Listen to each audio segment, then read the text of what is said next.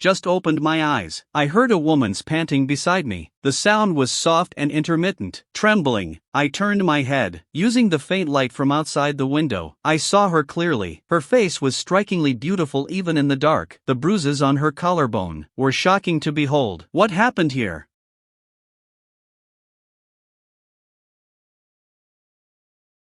Belt lashes, shattering bottles, a woman's cries, those scars were caused by me. I've been reborn into a man with the same name. He was an alcoholic, a domestic abuser, a loafer. I, Chen Zuisheng, was once a billionaire business legend. Woke up as the man of this broken home, a gambling degenerate who beats his wife. You're awake? Yes. Can't sleep? I'll go pour you a cup of tea.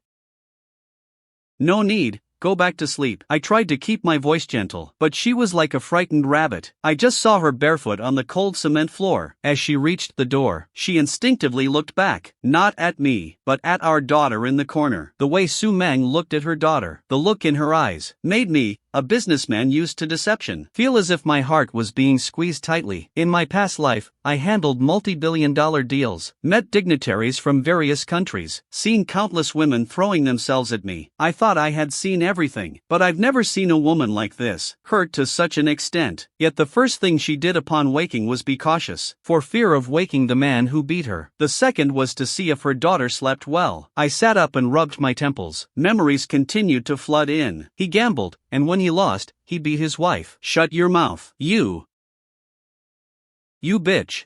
Dare to ruin my chance. The worst beating. Su Meng lay in bed for 3 days, yet she still had to crawl up to cook for him. He was lazy and idle. The family relied entirely on Su Meng, running a fruit stall at the market, earning 2,000 or 3,000 a month, which he took for gambling. When he lost, he'd come back for more. He didn't even care for his daughter. Cece had a fever of 39 degrees. He was at the gambling table, answered the phone with a single sentence. I'm playing cards. Tell me when she's dead. Finally, yesterday, bro lost again. Bro lost it all. It's fine, I'll give Su Meng to you as collateral. You tell me how much she's worth. How much could Su Meng be worth? Why not? She's beautiful. If you don't believe me, come tomorrow and I'll let you see. Today, my gambling buddies are coming to check the goods. I closed my eyes, took a deep breath. Su Meng brought the teacup. At that moment, Cece whimpered uneasily in her sleep. I lifted the mosquito net, took the teacup. Come in. It's not good for mosquitoes to get in and bite the child. Su Meng suddenly looked up at me, unable to believe that the man who only beat and cursed her could say such words. She got into bed to soothe Cece to sleep, lay down with her back to me, her body slightly tensed. After a long while, she spoke in a tiny voice. Can't sleep? I gave a hum of affirmation, like receiving a signal. Her fingers tremblingly moved toward the buttons of her pajamas. The bed makes some noise. Be gentle. Her voice held a numb sense of resignation. My head buzzed. I understood instantly. The original owner actually made his wife, beside their child, use this method to appease his potential outbursts of rage. Intense disgust and rage rushed to my head, followed by an even more surging and piercing heartache. I grabbed her hand as she unbuttoned. Su Meng. I looked into her eyes, calling her name seriously for the first time. Listen, you don't have to do this anymore. Her whole body shuddered violently. Her eyes widened in shock, full of shock and confusion, and a faint glimmer of hope she dared not show. Go to sleep. Tomorrow, I'll give you and Cece a decent life. As the words left my mouth, the plan in my heart became clear. I woke up as soon as it dawned, not out of habit, but an urge in my chest to change everything immediately, burning so hot I couldn't sleep. Su Meng was gently carrying Cece out of bed. Seeing me open my eyes, she was startled. Sorry. I woke up on my own. I sat up. I'll take Cece today, then I'll go to the stall with you. Business at the stall hasn't been good lately. I knew she thought I wanted money again. Fear had become her instinct, but this time I didn't explain. I got up and walked to the kitchen. There were only a few eggs in the fridge, a bowl of cold rice, so empty it was heartbreaking. When 2 plates of golden, fragrant egg fried rice were brought to the table, Su Meng and Cece stood by, as if looking at an incomprehensible miracle. Cece looked up with her small face. Mommy, Daddy can cook. Su Meng didn't answer. She just looked at me. Her gaze was complex. The vegetable market was noisy and raw. I stood in front of Su Meng's fruit stall, frowning slightly. Too primitive.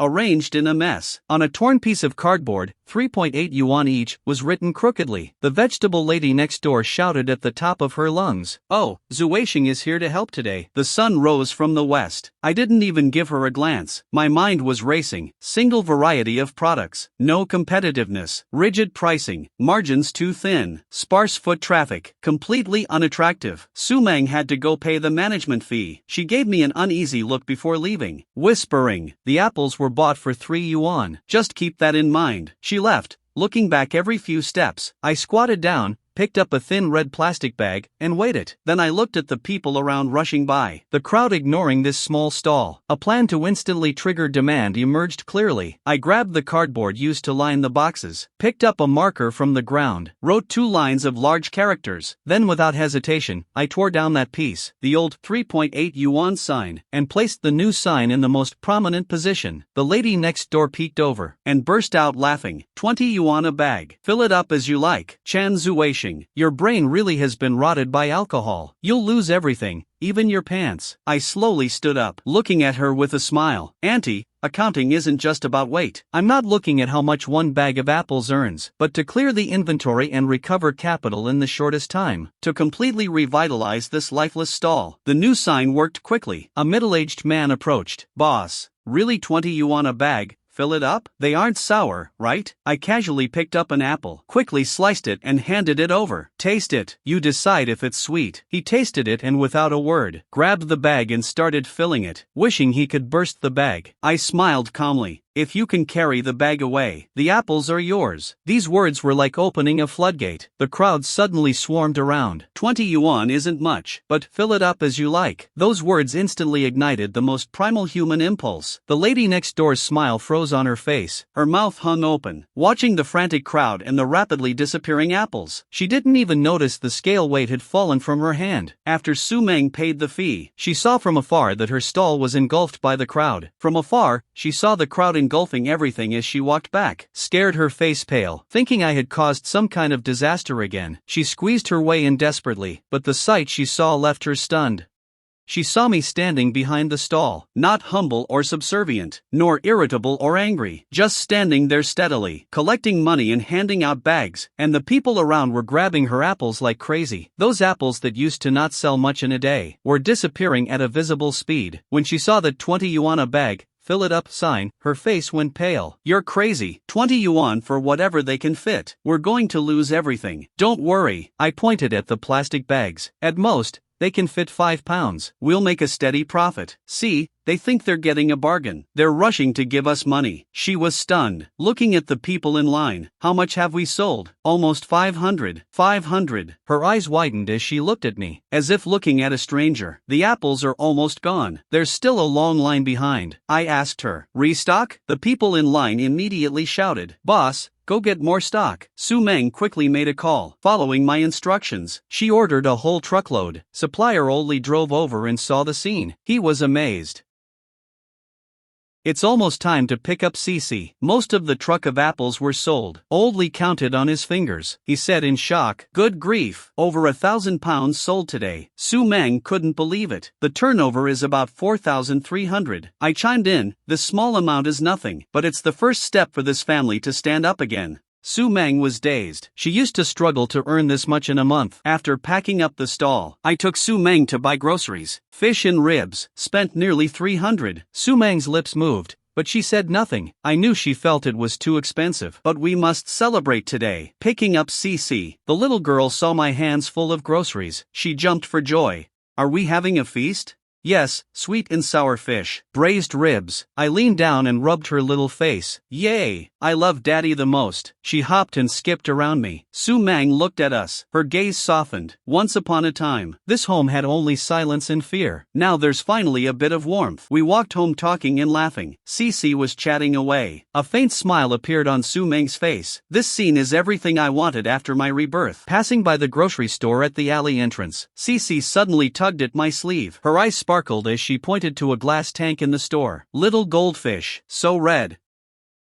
Those were just ordinary goldfish costing a few yuan each. But in Cece's eyes, they were precious treasures. Good daddy will buy them for you. Su Meng looked back. I'll go back and wash the vegetables first. Come back quickly. Carrying the groceries. Her steps were light, walking toward the dilapidated apartment building a dozen meters away. I held Cece while choosing at the grocery store. Just as I was paying, out of the corner of my eye, I glimpsed a few figures moving toward my door, blocking Su Meng, who was using her key to open the door. My heart sank. Sister-in-law, been waiting for you for a long time. Su Meng was clearly startled. She took a step back. What do you want? The blonde guy approached with a smirk. Just here to remind you, your man, Chen Zuisheng, had bad luck at the gambling table last night. He used you to settle the debt, to give the boys some fun. Su Meng swayed. The groceries in her hand fell to the ground. Her face instantly turned pale. It was as if all the strength had been drained from her. I rushed over quickly. Su Meng had already turned around, with her back to the gang of thugs, facing the direction I was coming from. All the color had drained from her face. Only tears flowed silently and uncontrollably. She looked at me, looking at me holding the goldfish bowl, coming toward her like a good father. Her lips were trembling, as if she wanted to say something. Then I heard it. Chen Zuisheng, you used 1 night plus 1 day, putting on such a show, just to make me jump into this pit of fire myself. She suddenly bent over, picked up the groceries she just bought from the ground, and threw them at me with all her might. I hate you. I want a divorce. The groceries hit me, scattering all over the floor. Cece was terrified, and burst into tears. Mommy, don't hit daddy. Before I could even speak, Su Meng turned and rushed toward the house, but she didn't make it inside. Triangle Eyes grabbed her wrist. Hey, sister-in-law, don't be in such a hurry. His hand moved up, grinning widely. Your man signed it in black and white. You have to come with us tonight. I saw Su Meng freeze in place. The fear on her face was even greater than before. In that moment, something inside me exploded. Let her go. When my voice turned cold, it was something forged through 10 years in the business world. A slap landed on Triangle Eye's face. He stumbled back a few steps. Blood appeared at the corner of his mouth. He covered his face. Everyone was stunned. Kill him for me. He snapped back to his senses, and lunged at me like a madman. A fist swung toward me. I stepped aside to dodge, and kicked him in the stomach. A kick straight to his stomach. He screamed and was sent flying backward, curling up on the ground, retching. The remaining 3 rushed up, cursing. My movements were fast. Wrist locks, throws, elbows, and knees. Combat skills I learned in my previous life. Every move targeted a pressure point. In less than a minute, all 4 were lying on the ground. I heard Cece behind me, raising her little fists and shouting, Daddy, go daddy, beat the bad guys. Su Meng remained silent. I walked up to Triangle Eyes, stepped on his chest, looking down at him. I've quit gambling. The old debts are wiped clean. If you dare come again, I'll beat you every time I see you. He was still being stubborn. You owe money and won't pay. We'll call the police. Call the police? I let out a laugh. Gathering for gambling, with huge stakes. Do I need to tell you what crime that is? I have evidence on my phone. Want me to report it for you? Their faces turned pale instantly. Sorry, Brother Chen. We were wrong. Now get lost. Wait. I stopped them. Looked back at Su Meng. She was still shaking. Apologized to my wife. Those guys were frustrated to death, but they still bowed their heads. Sorry, sister-in-law. Now go. I kicked Triangle Eyes away. They scrambled away in panic. The world became quiet. I turned around to look at Su Meng. The tear stains on her face were not yet dry. Her body was still shaking. There was fear in her eyes as she looked at me. Doubt, and deep hurt. My heart felt like it was being pierced by needles. I walked up to her, looked into her eyes. Every word was spoken with weight. Su Meng, the old Chen Zuisheng, was a piece of trash. The things he did, dying 10,000 times wouldn't be enough. I don't ask for your immediate forgiveness. I only beg you to give me one more chance. I swear on my life. From now on, if I, Chen Zuisheng, ever let you or Cece suffer again, I deserve a miserable death. Su Meng gazed at me. Tears fell in large drops. Her lips trembled. Finally, with red eyes, she shouted, Chen Zuisheng, you are such a bastard. I will never believe you again. After saying that, she pulled Cece and rushed into the house, and slammed the door shut. She didn't mention divorce again. That was enough. Opened the door and entered the kitchen. Soon, the aroma of sweet and sour fish and braised ribs filled the house. I brought the food to the bedroom door, knocked on the door. Dinner's ready. Don't let the child go hungry because of your anger. I'll sleep in the living room. Set down the tray. I turned and left. Cece's small voice came from inside the room. Mommy. After a while, I heard the faint sound of bowls and chopsticks. I lay on the hard sofa, staring at the ceiling. The road is still long, but the direction has never been so clear. Protect them. Make this home truly better. Creak. The bedroom door opened a tiny crack. I closed my eyes, pretending to be asleep. A few seconds later, the door closed gently again, but this time, it wasn't locked. The corners of my mouth curled up slightly. In the following days, I accompanied Su Meng at her stall every day. 20 yuan a bag. Fill it as you like. It became a highlight of the vegetable market. Over 1,000 jin of apples were sold steadily every day. In less than a week, Su Meng had exactly 10,000 yuan more in her card. She often suffered from insomnia at night. In the next few days, sales began to decline. I came up with a new trick. Stock some cherries and blueberries. She frowned. I've tried that before. They just wouldn't sell. I divided the stall into 2 tiers. Low tier, 15 yuan per jin, with apples and honey peaches. High tier, 25 yuan per jin. Choice of cherries or blueberries. All fruits washed, cut into pieces, and boxed. Add 1 yuan for unlimited yogurt. Add another yuan for a free jin of apples. The new stall was clean and fresh, especially eye-catching in the messy vegetable market. That day's turnover exceeded 3,000. What satisfied me more people bought high-tier fruit than low-tier. When closing the stall, she couldn't help asking me, why? I looked at her and smiled. Because the expensive ones make them feel like they're getting a better deal. For just 10 yuan more, they can get high-end goods. Business is all about playing with human psychology. She muttered, "You're the only one who can talk like that," complaining with her words, but the corners of her mouth couldn't help curling up. This week, we earned over 10,000 more. The look in her eyes began to regain its brightness. That day, picking up Cece to go home, I saw a man in a sharp suit at the door. Su Meng's eldest brother. Su Hai. Brother. Su Meng ran over in surprise. Su Hai gave her a brief glance. His gaze swept over me like a knife. Xiao Chun, come with me to buy a pack of cigarettes. I knew he had something to say. Walking to the parking lot, he pointed at a BMW. This car costs over 200,000. What do you think? Not bad. He took out a bank card, slapped it into my hand. There's 200,000 inside. The car is yours too. Divorce Xiao Meng tomorrow. The child stays with her. The car and money are yours. We'll be even from then on. Hearing Su Hai's words, I shook my head.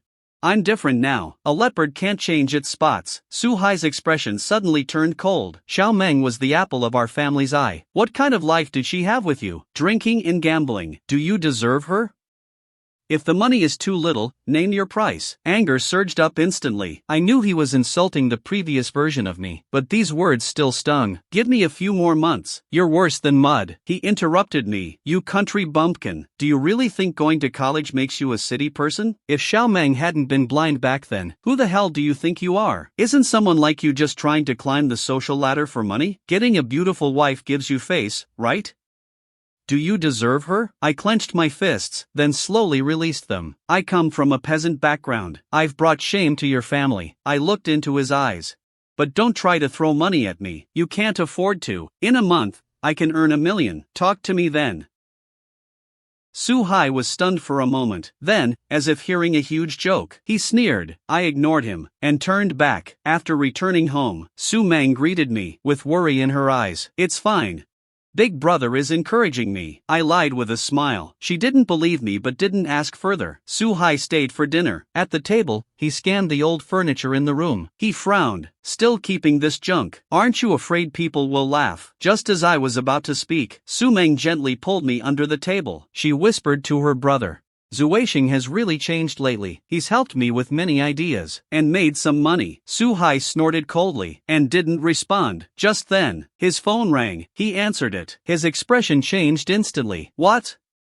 Mr. Liu is dissatisfied with our marketing plan? Didn't we agree to finalize it today? The voice on the other end was urgent. I could vaguely hear it from the side. Mr. Liu saw the plan and said it's too cliché. What exclusive life? Classic masterpiece. He said customers don't buy that anymore. In the last 3 hours, he wants to talk to you personally. If you can't revise it, the planning fee for this project will be fully deducted, and your position will be at risk. Su Hai hurriedly took out his laptop and began communicating humbly with the client. The client wanted to highlight the high-end positioning, without appearing arrogant. It needs cultural depth, and also be modernized. I listened for a bit, glanced at his proposal. The whole approach was wrong. High-end properties aren't selling houses. They sell social circles. They sell resources. They sell the future. future. I didn't say anything, and turned back to the kitchen. When I brought the dishes out again, Su-hai was gone. The computer was still on. 19. Big Brother went out to make a call. Su-meng was deeply worried. If this deal is lost, he might not be able to keep his job. I heard this property is the most important project for their company this year. Cece suddenly looked up. Are you smarter than Uncle? Unless you prove it to me. I smiled. Sit down, moved the mouse, selected all and deleted Su-hai's unfinished proposal.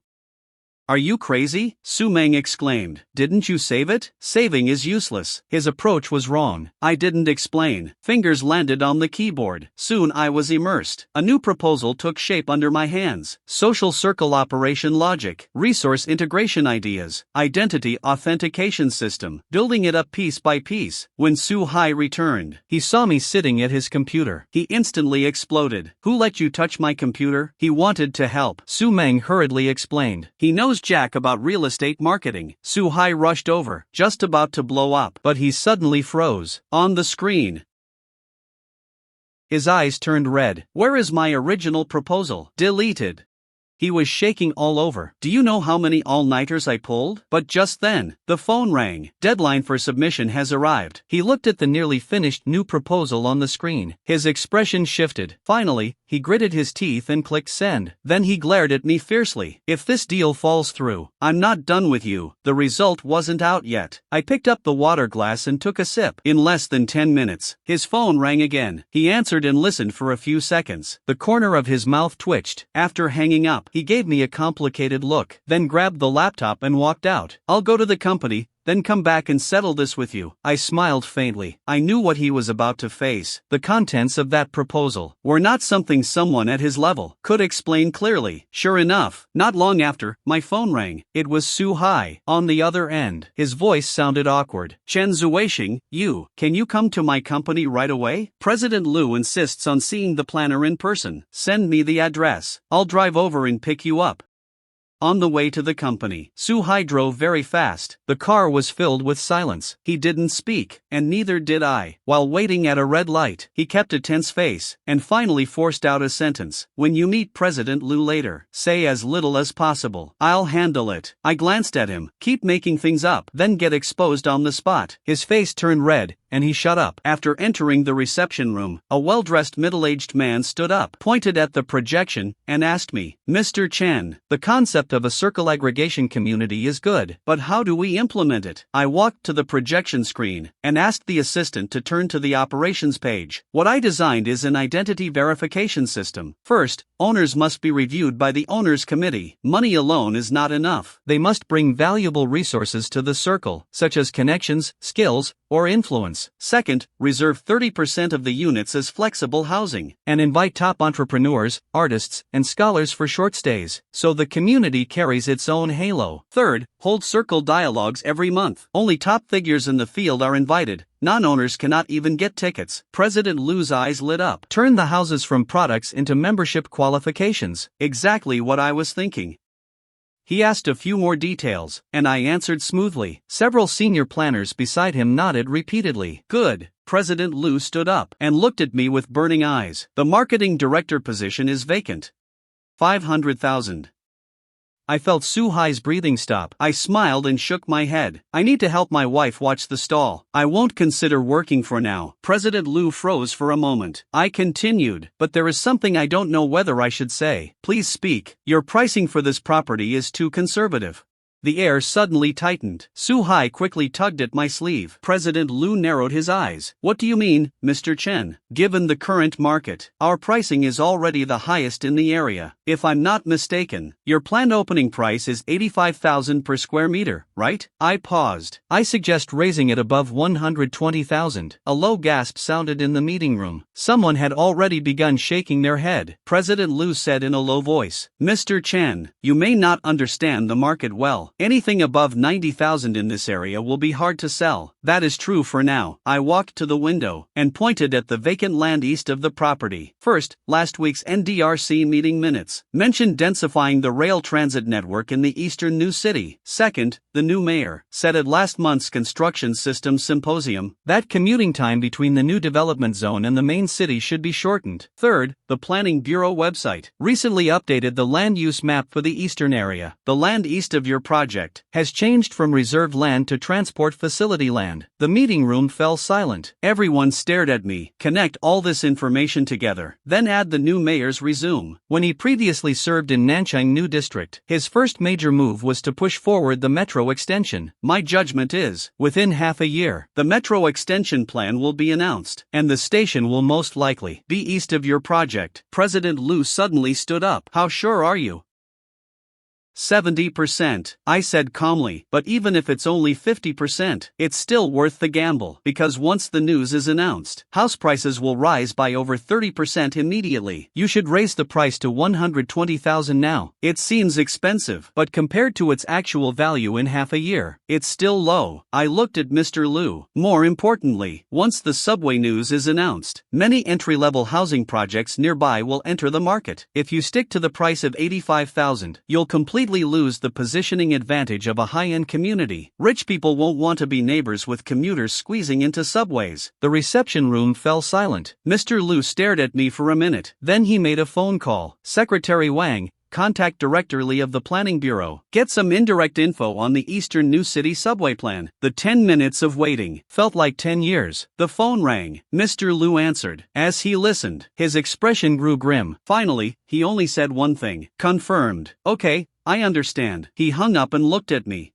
Come to my company as the VP of Marketing. Annual salary of 1 million. Are you in? Annual salary of 1 million. I saw Su Hai's face turn red. He froze completely. I still shook my head. Not interested in a job. I want to spend more time with my family. Mr. Liu looked at me for a long time and smiled bitterly. Everyone has their own ambitions, but for this project, I still want to hire you as a consultant. You name the fee. I looked at Su Hai. Actually, Planner Su has a solid foundation. He has fully grasped the concepts of the plan. Mr. Liu might as well coordinate with him. Su Hai was stunned. His eyes were full of disbelief. Mr. Liu thought for a moment, finally nodded. Good, then I'll leave this project to both of you. Walking out of the company, Su Hai still seemed to be in a dream. He suddenly asked, you didn't even want $1 million salary. Did you really analyze the subway news yourself? The news is right there. I said, the fruit stand at home can't be left unattended. He was silent for a few seconds. His voice trembled slightly. Do you know what 1 million means? It took me 8 years of struggling to reach half that amount. Brother, if this deal goes through, you'll be a hero in the company. I patted him. The road ahead will be much wider. I got in the car and left. In the rearview mirror, he stood there, watching my departing figure, without moving for a long time. Su Hai came again at dinner. I took the initiative to raise my glass, using tea instead of wine. Brother, for the reckless things I did in the past, I solemnly apologize. Su Meng was stunned. Her chopsticks stopped midair. I knew what she was thinking. The old Chen Zuisheng would only be reckless to the end. When had he ever apologized? Su Hai turned his face away awkwardly. Su Meng looked at him, then looked at me, suddenly spoke.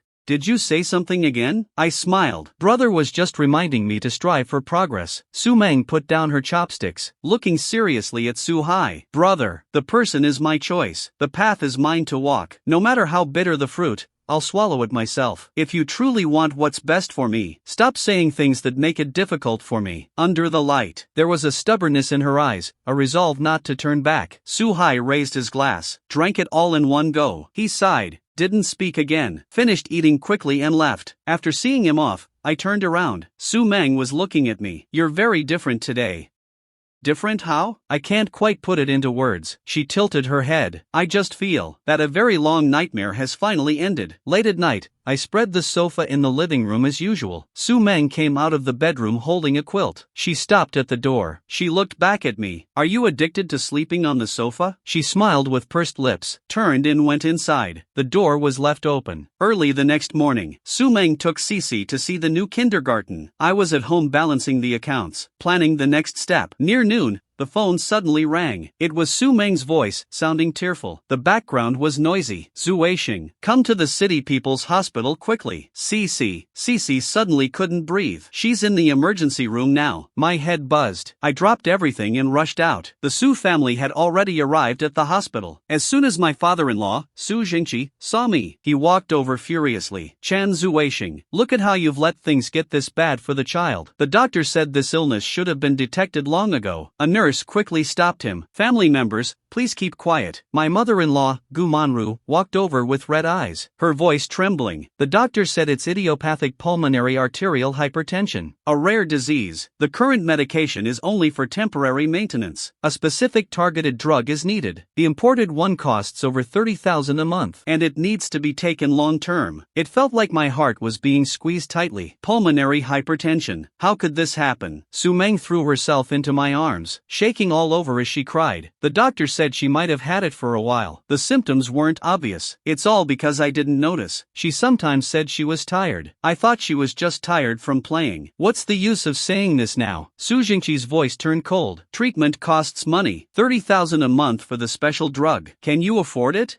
Gu Manru looked at her daughter. Xiaomeng, listen to your mother's advice. Get a divorce. Once divorced, the Su family will cover Cici's medication. Su Meng suddenly looked up. What did you say? Do you still want to suffer with him? Look at the child. Gu Manru also cried. This medicine cannot be stopped. If stopped, the condition will deteriorate rapidly. Su Meng looked at the closed door of the emergency room. Tears flowed uncontrollably, but she wiped her face hard and stood up straight. Mom, I've already told you. I chose him. I chose this path. No matter how hard or difficult it is, we will bear it ourselves. Can you handle it? Su Jingqi shouted angrily. Over 30,000 a month. Who knows how long she'll need this drug? I shielded Su Meng behind me, looking directly at Su Jingqi. We will find a way to get the money. No need for you to worry. Find a way. What way could you possibly find? Su Hai couldn't help but speak. You rejected the million-salary job from President Liu. Now, I have my own way. I interrupted him. Cici is our daughter. We will take responsibility until the end. Su Jingqi stared at me for a long time, suddenly gave a cold laugh. Fine. You have backbone, then deal with it yourselves. The Su family left. Su Meng leaned on my shoulder, sobbing softly, her shoulders trembling uncontrollably. Don't be afraid. I patted her back gently. I'm here, but the medication cost. She looked up with tearful eyes. 30,000 a month. Money is not an issue. I looked out the window. You take care of CC. Leave the rest to me. In front of the payment window, I looked at the bank card in my hand. Inside was what we saved, working day and night, saving every single penny. But I know, to cure our daughter, this amount of money is far from enough. In my past life, I went from nothing to 100 billion empire. In this life, for this family, I must make enough money immediately.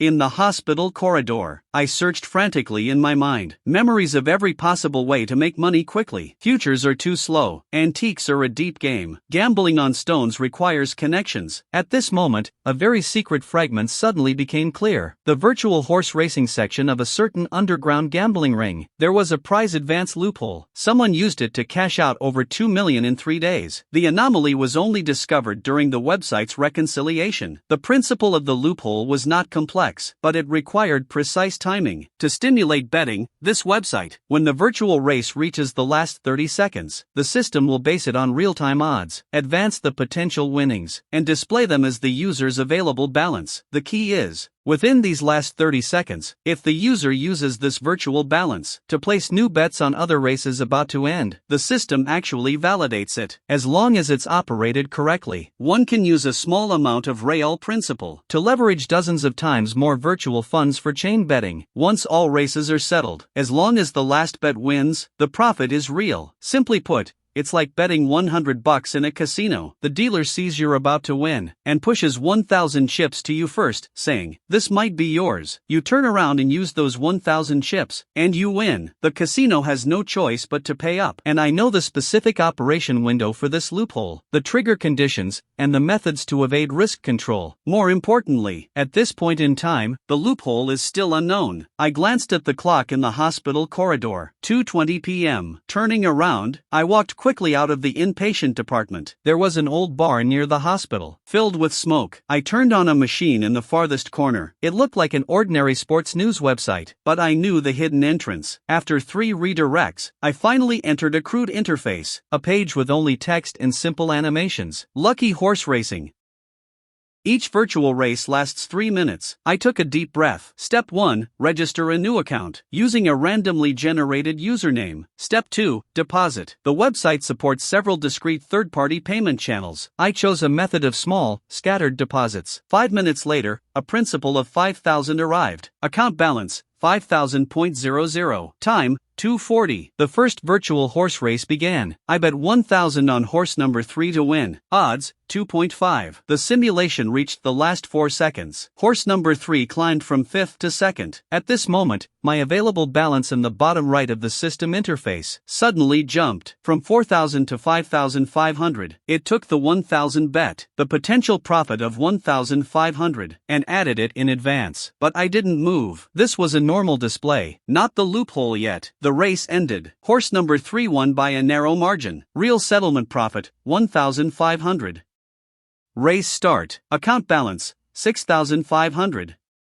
Race start. Account balance, 6,500. Second race at 2:45. I bet 2,000 on a win streak. Odds 3.2 confirm. Last 3 seconds 2,000 odds 3.2 confirm. Odds. The system again displayed profit in advance. My balance jumped from 4,500 to 11,400. 4,500 plus 2,000 times 3.2. Here comes the key. With 25 seconds left in the match, I quickly switched to another virtual football market about to end. Corners, betting the entire remaining balance of 11,400. Last 5 minutes. Goal scored odds 1.8. System verification passed. Bet successful win. The loophole really exists. It treated the pre-calculated profit as actual usable funds. My heart began to race. Horse race ended. Consecutive win. Profit 4,400. Football match ended. 89th minute. A virtual player scored with a long-range shot. Profit 20,520. Account balance instantly became 5,000 minus 3,000, plus 4,400 plus 20,510. Balance, 26,900. In less than 10 minutes, 5,000 became 27,000. But I didn't stop. I knew this loophole could be used repeatedly. As long as I timed the last 30-second window of each match, it would be like a snowball effect, exponentially increasing the virtual principal. Even if I lost, it would only be the virtual principal. Third round, fourth round. My hands flew across the keyboard and mouse. My eyes were fixed on 3 match windows with different countdowns. Every step had to be precise to the second. I completed the final round of operations. The final account balance on the screen, 726,800, with 5,000 yuan in 1 hour. I leveraged over 140 times the return. I leaned back in my chair, staring at the numbers on the screen. My palms were covered in sweat. I clicked withdraw. Site prompt, large withdrawals require manual review. Arrives within 2 hours. I cleared all browsing history, shut down, stood up, and left. As I walked out of the internet cafe, the sunlight was a bit blinding. I raised my hand to block it, took a deep breath. 720,000. Still not enough for Cece's illness. More money is needed for a cure.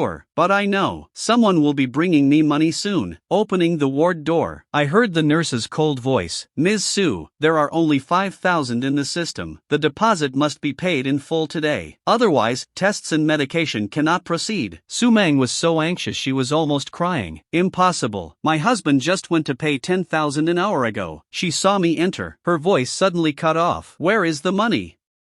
Where is the rest? I only paid 5,000. I looked into her eyes. I used the other 5,000 to bet on horses. Betting on horses. Su Meng's expression instantly shattered. She stumbled, as if all her strength had been drained. Chen Zuisheng, that was Cece's life-saving money. You used it to gamble. She lunged at me, her fists pounding my chest, crying heart-wrenchingly. Are you even human? What about the oath you swore? The nurse shook her head and sighed nearby, her eyes full of contempt. I grabbed her wrist, lowered my voice. Meng, listen to me. I won that 5,000. The money will arrive within 2 hours of withdrawal. Cece's medical fees are temporarily solved. She stopped and looked up, looking at me with eyes of complete despair. You're starting again. Lying again? aren't you? She pointed at me, trembling violently. You know perfectly well I hate your gambling most. What about the oath you swore? I remained silent. Anything I said now would sound like an excuse. Wait for me for 2 hours. I let go of her, looking at my pale daughter on the hospital bed. 2 hours later, I will come back with the money. After saying that, I turned and left. Behind me was her suppressed, desperate crying. When I came back with hot porridge, Su Meng was leaning over the bed, appearing to be asleep, but her trembling shoulders betrayed her. Cece was awake. Her tiny body was connected to tubes. Seeing me, she tried to force a weak smile. Daddy. Good girl, Cece. I leaned over and gently touched her little face. Daddy will definitely defeat the illness and take you to the most fun amusement park to eat cotton candy bigger than the clouds. Cece's eyes lit up and she whispered, I want to be with Daddy and Mommy forever. Su Meng looked up. Her eyes were bloodshot. She looked at her daughter's pleading eyes, and then looked at me. In the end, she just let out a long, exhausted sigh, taking the bowl of porridge. You go first. Go handle things. Her voice was hoarse. I'll be here. I know. This was the last bit of leeway she gave me. I checked the time. Wait for me. Walking out of the ward. I didn't look back. I left the hospital. Just as I was preparing to go to the bank, a black Mercedes suddenly blocked my path. The car door opened. 2 expressionless men in black stepped out. Mr. Chen, Bosco invites you into the car for a chat. That was fast. I nodded and got in the car. The interior was spacious. A man in his 40s, wearing a sophisticated suit, sat opposite me. His features weren't fierce. He was even somewhat refined. Gu Weidong. In my previous life, I dealt with him quite a bit. We even collaborated. Chen Zuisheng. He looked up at me. You've got guts. That broken system of mine had 7 programmers maintaining it. No glitches for 3 years. And you come along and poke a hole in it. Tell me how you found it. I leaned back in the seat, meeting his gaze. Boss Gu, running a gambling ring, and you're afraid of people winning money? The system has loopholes. That's your own problem. I won the money through my own skill. Wanting to default on the debt? Gu Weidong narrowed his eyes. Over 700,000. Gu Weidong, am not so poor that I can't afford to lose. He smiled. You can take the money. But you can't do it without paying a price. I knew he was probing my background. In my previous life, I knew him inside out. But I can't show all my cards now. I smiled. I won't just take your money. I'll give you a piece of information instead. How about that? Oh.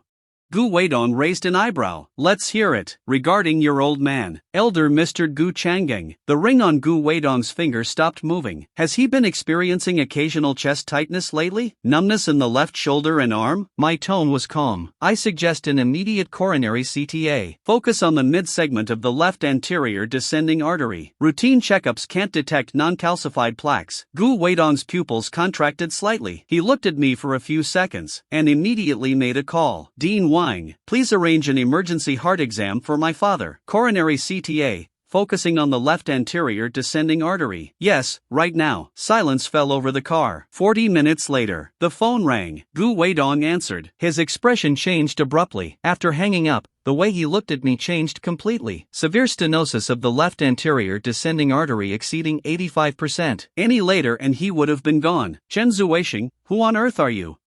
That's not important. I met his gaze. My money and safety. The money will be unfrozen immediately. On my turf. Gu Weidong stared at me. No one can touch you. However, someone like you wouldn't risk it for just over 700,000. You still have something to say, don't you? Sharp as expected. There is indeed one more piece of news. I looked into his eyes. About a woman you've been searching for over 10 years. And the one beside her. The child you probably didn't know existed. Gu Weidong suddenly sat up straight. His elegance completely vanished. His eyes were full of shock. What did you say? She married a middle school teacher in Sioux City. Living a quiet life. I lowered my voice. With a daughter. 7 years old. Birthday is June 17th. Gu Weidong's face turned pale. His fingers trembled slightly. That date. That age. He understood. What do you want? His voice was hoarse. 5 million, and the news is yours. A Chang. Transfer the money immediately. Gu Weidong turned and ordered. 10 minutes later, the phone vibrated. A bank notification text. I sent the detailed information I had prepared on my phone to him. Transaction complete. I opened the car door. My daughter is in the hospital. She needs absolute quiet. Don't let any trouble come knocking. Gu Weidong nodded heavily. As for the hospital, I will arrange the best resources. The car door closed. The Mercedes drove away. I stood at the hospital entrance. There were already 5.72 million in the card. Cece's medical expenses are covered. I gripped my phone tightly, walked quickly into the hospital building. I rushed into the ward as fast as I could. I pushed open the door. Su Meng wasn't there. My father-in-law, Su Jingqi, sat by the bed. His face was livid. Your own daughter is this sick, and you, the father, are running around everywhere. I ignored him, walked to the bedside, touched Cece's forehead, asked in a low voice, "Where's Mom?" Said she went out to handle some business. Told me to watch over her. Su Jingqi snorted coldly. One of you disappears, the other runs fast. Haven't seen either of you for hours. My heart sank suddenly. Su Meng would never leave Cece at a time like this. Several hours. I immediately dialed her number. No answer. Su Jingqi also noticed something was wrong. Why isn't Meng answering? Just then, the cleaning lady's shouting came from the hallway. Those immoral people, posting surrogacy agency ads in the restroom again. How dare they make money this way? A terrifying thought instantly surged up. Su Meng wouldn't. She wouldn't be that foolish. I remembered her stubborn look with reddened eyes. She would. She really would. I turned and rushed out of the ward. Where are you going? The hospital is still pressing for medical fees. Su Jingqi shouted from behind. I've paid the medical fees. Keep an eye on CC. I sprinted to the women's restroom, ignoring the screams inside, pushing open the stalls one by one. The third one. A crooked phone number and high-pay call for surrogates were posted on the wall. Advance payment of 300,000. I dialed immediately. I'm looking for a surrogate.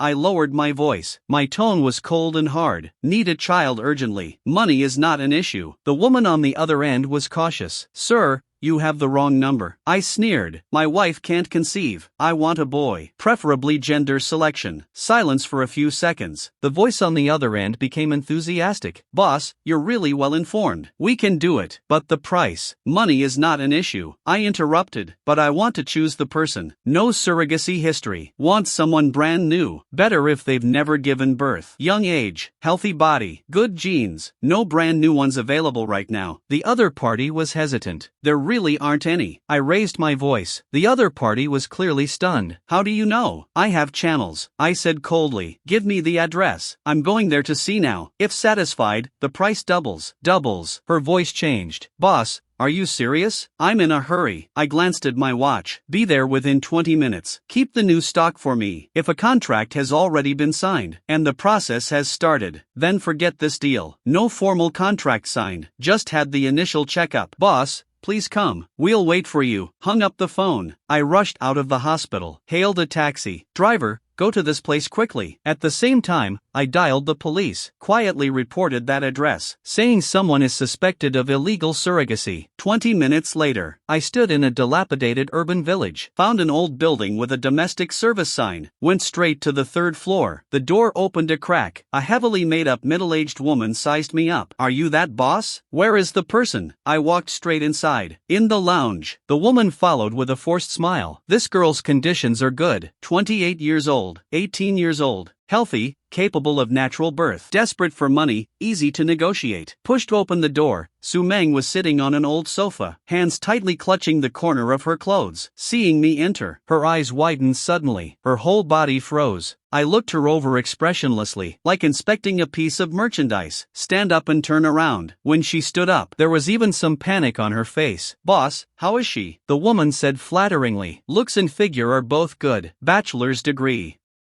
I went up to Su Meng, looking at her face. Too thin? Can she bear a son? We can't 100% guarantee the gender, but screening can be done. The woman explained hurriedly. I want to ensure it's a son. I said coldly. I can add more money, but if a daughter is born, you'll be fully responsible. Boss, this risk is too great. High risk, high reward. I turned and glared at the woman. I'll take this one. Give me a price. Sign the contract now. Take the person away now. Now. The woman was stunned. Boss, this process. I'm expediting it. I pulled a bank card from my pocket. Money is not an issue, but I want to take the person away now. The middle-aged woman's eyes rolled. Boss, this isn't according to the rules. If the person is taken away, what if? So call the person in charge. I stared at her. Or are you not in charge at all? The woman's expression changed. Boss, please wait a moment. She walked out of the room, closed the door. As soon as the door closed, Su Meng immediately lunged and grabbed my arm. You're crazy, leave quickly. Let's go. I gripped her hand. Trust me. Footsteps sounded outside the door. The door was pushed open. The middle-aged woman returned, followed by two strong men, and another man in a suit. A middle-aged man wearing gold-rimmed glasses. Boss, this is our Mr. Chen. Mr. Chen sized me up. I heard the boss is in a hurry to take the person. Give me a price. 800,000 all-inclusive. Ensure it's a boy.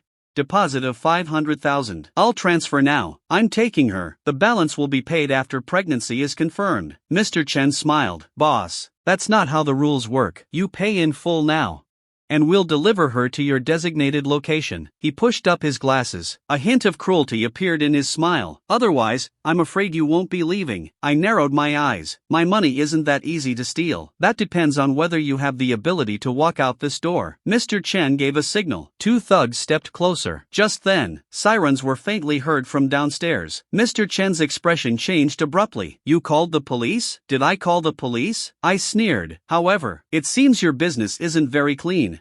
The sirens approached quickly. Commotion broke out downstairs. Mr. Chen cursed. Cripple him. Go through the back door. Two thugs pounced from the left and right. I pushed Su Meng hard into the corner, grabbed a chair and smashed it into the one on the left. Bang! The wooden chair shattered on his shoulder. He groaned. His movement paused slightly, but the right thug's fist was already whistling through the air, slamming toward my temple. I quickly dodged. The fist grazed my cheekbone, a searing pain. Before I could steady myself, a flash of cold steel. He actually pulled out a switchblade, stabbing straight at Su Meng. Su Meng's scream exploded in my ears. In a flash, I lunged forward, blocking Su Meng. Poochie! The dull sound of the blade entering flesh, intense pain, exploded instantly. My left shoulder went cold, then turned into a burning sensation. The thug didn't expect me to throw myself onto the blade. In that split second, my right hand grabbed his wrist holding the knife, slammed my forehead hard into his nose. Crack! The sound of nasal bone breaking accompanied by a scream. He let go of the knife handle, stumbled back. Police, don't move. Everyone get down. In that moment, the police had already rushed upstairs, holding my bleeding left shoulder, standing in front of Su Meng, raising my right hand. Officer, we are the victims. Mr. Chen, lying on the ground, still tried to struggle, was pinned down firmly by the rushing police. A young officer saw I was covered in blood, immediately shouted into the radio. Someone is injured here. Need an ambulance. Su Meng rushed over, her hands trembling as she pressed around my wound, tears falling in large drops, her voice breaking. You're bleeding. So much blood. I leaned against the wall, forced to smile for her, gently touched her face with my uninjured hand. It's okay, just a flesh wound. You're okay. That's all that matters. When we left the police station, the sky was already pitch black. Su Meng gripped my arm tightly. Her fingertips were cold, trembling slightly. Walking to a secluded spot, she stopped, looked up at me, face covered in tear stains. How did you know I was there? How did you dare come alone? I reached out and gently wiped away her tears. Because you are my wife. Cece is our daughter. If the sky falls, I'm here. Don't worry, I've already paid for Cece's hospitalization. Su Meng threw herself into my arms and sobbed, as if crying out all her fear and grievance. I held her trembling body tightly, letting her tears soak my clothes. The night sky was starless, but the darkest hour had passed. Returning to the hospital, the nurse treated my wound. The knife wound on my left shoulder took over 10 stitches. The doctor said if it were any deeper, it would have hit a nerve. After the dressing, I told Su Meng to go back to the ward to see our daughter. She hesitated for a moment, but having been away from her daughter for too long, she felt uneasy. In the end, she nodded. I sat on a chair in the treatment room, caught my breath. Just as I was about to get up, my phone rang. It was a bank notification message. Gu Weidong had transferred some money, saying it was medical assistance for Cece. I glanced at the amount. It was enough. When I pushed open the ward door, Su Hai was standing at the end of the corridor on the phone. Seeing me, his expression darkened. He hung up and walked over. Chen Zuisheng. He lowered his voice. The 500,000 deposit for medication just paid. Where did it come from? One from electronic horse racing, I said. He stared at me for a few seconds, gave a cold laugh. Chen Zuisheng has gambled for so many years, and never brought a single penny home. Now that the child is this sick, suddenly he can win this much. I didn't respond. I think you borrowed it from Lu Xingrong, pretending to be noble by refusing a high salary back then. million, only to turn around and beg for money. Let me tell you, don't think about involving the Su family in this $1 million debt. After saying that, he turned and left. I stood there, watching his retreating figure. For the next month, Cece stayed in the hospital. Idiopathic pulmonary arterial hypertension is extremely rare. Domestically, it can only be maintained with imported targeted drugs. The child's condition continued to decline bit by bit. Su Meng and I took turns watching over her. She took the day shift, I took the night shift. When tired, I'd lean on a chair in the corridor for a while. When hungry, I'd eat the cheapest boxed meal from the cafeteria. The Su family never showed up again. I knew Su Meng was hurting inside, but she never said it. Only sometimes, waking up in the middle of the night, I would see her leaning over the bed, staring blankly while holding Cece's small hand. A month later, the Su family finally came. The doctor was examining Cece. After the examination, the doctor told us, current medication can only slow the progression. It cannot be reversed. The burden on the child's heart and lungs will only get heavier. After Su Jingqi heard this, what he asked about was money. That 500,000 is almost gone, right? Su Hai's tone was cold. Have you thought about how to pay it back? The money wasn't borrowed, Su Meng said. It wasn't borrowed. Gu Manru interrupted. Did it fall from the sky? In front of everyone, Su Jingqi pointed at my nose and scolded me. Full of lies. My daughter and granddaughter were ruined by you. I suppressed my anger.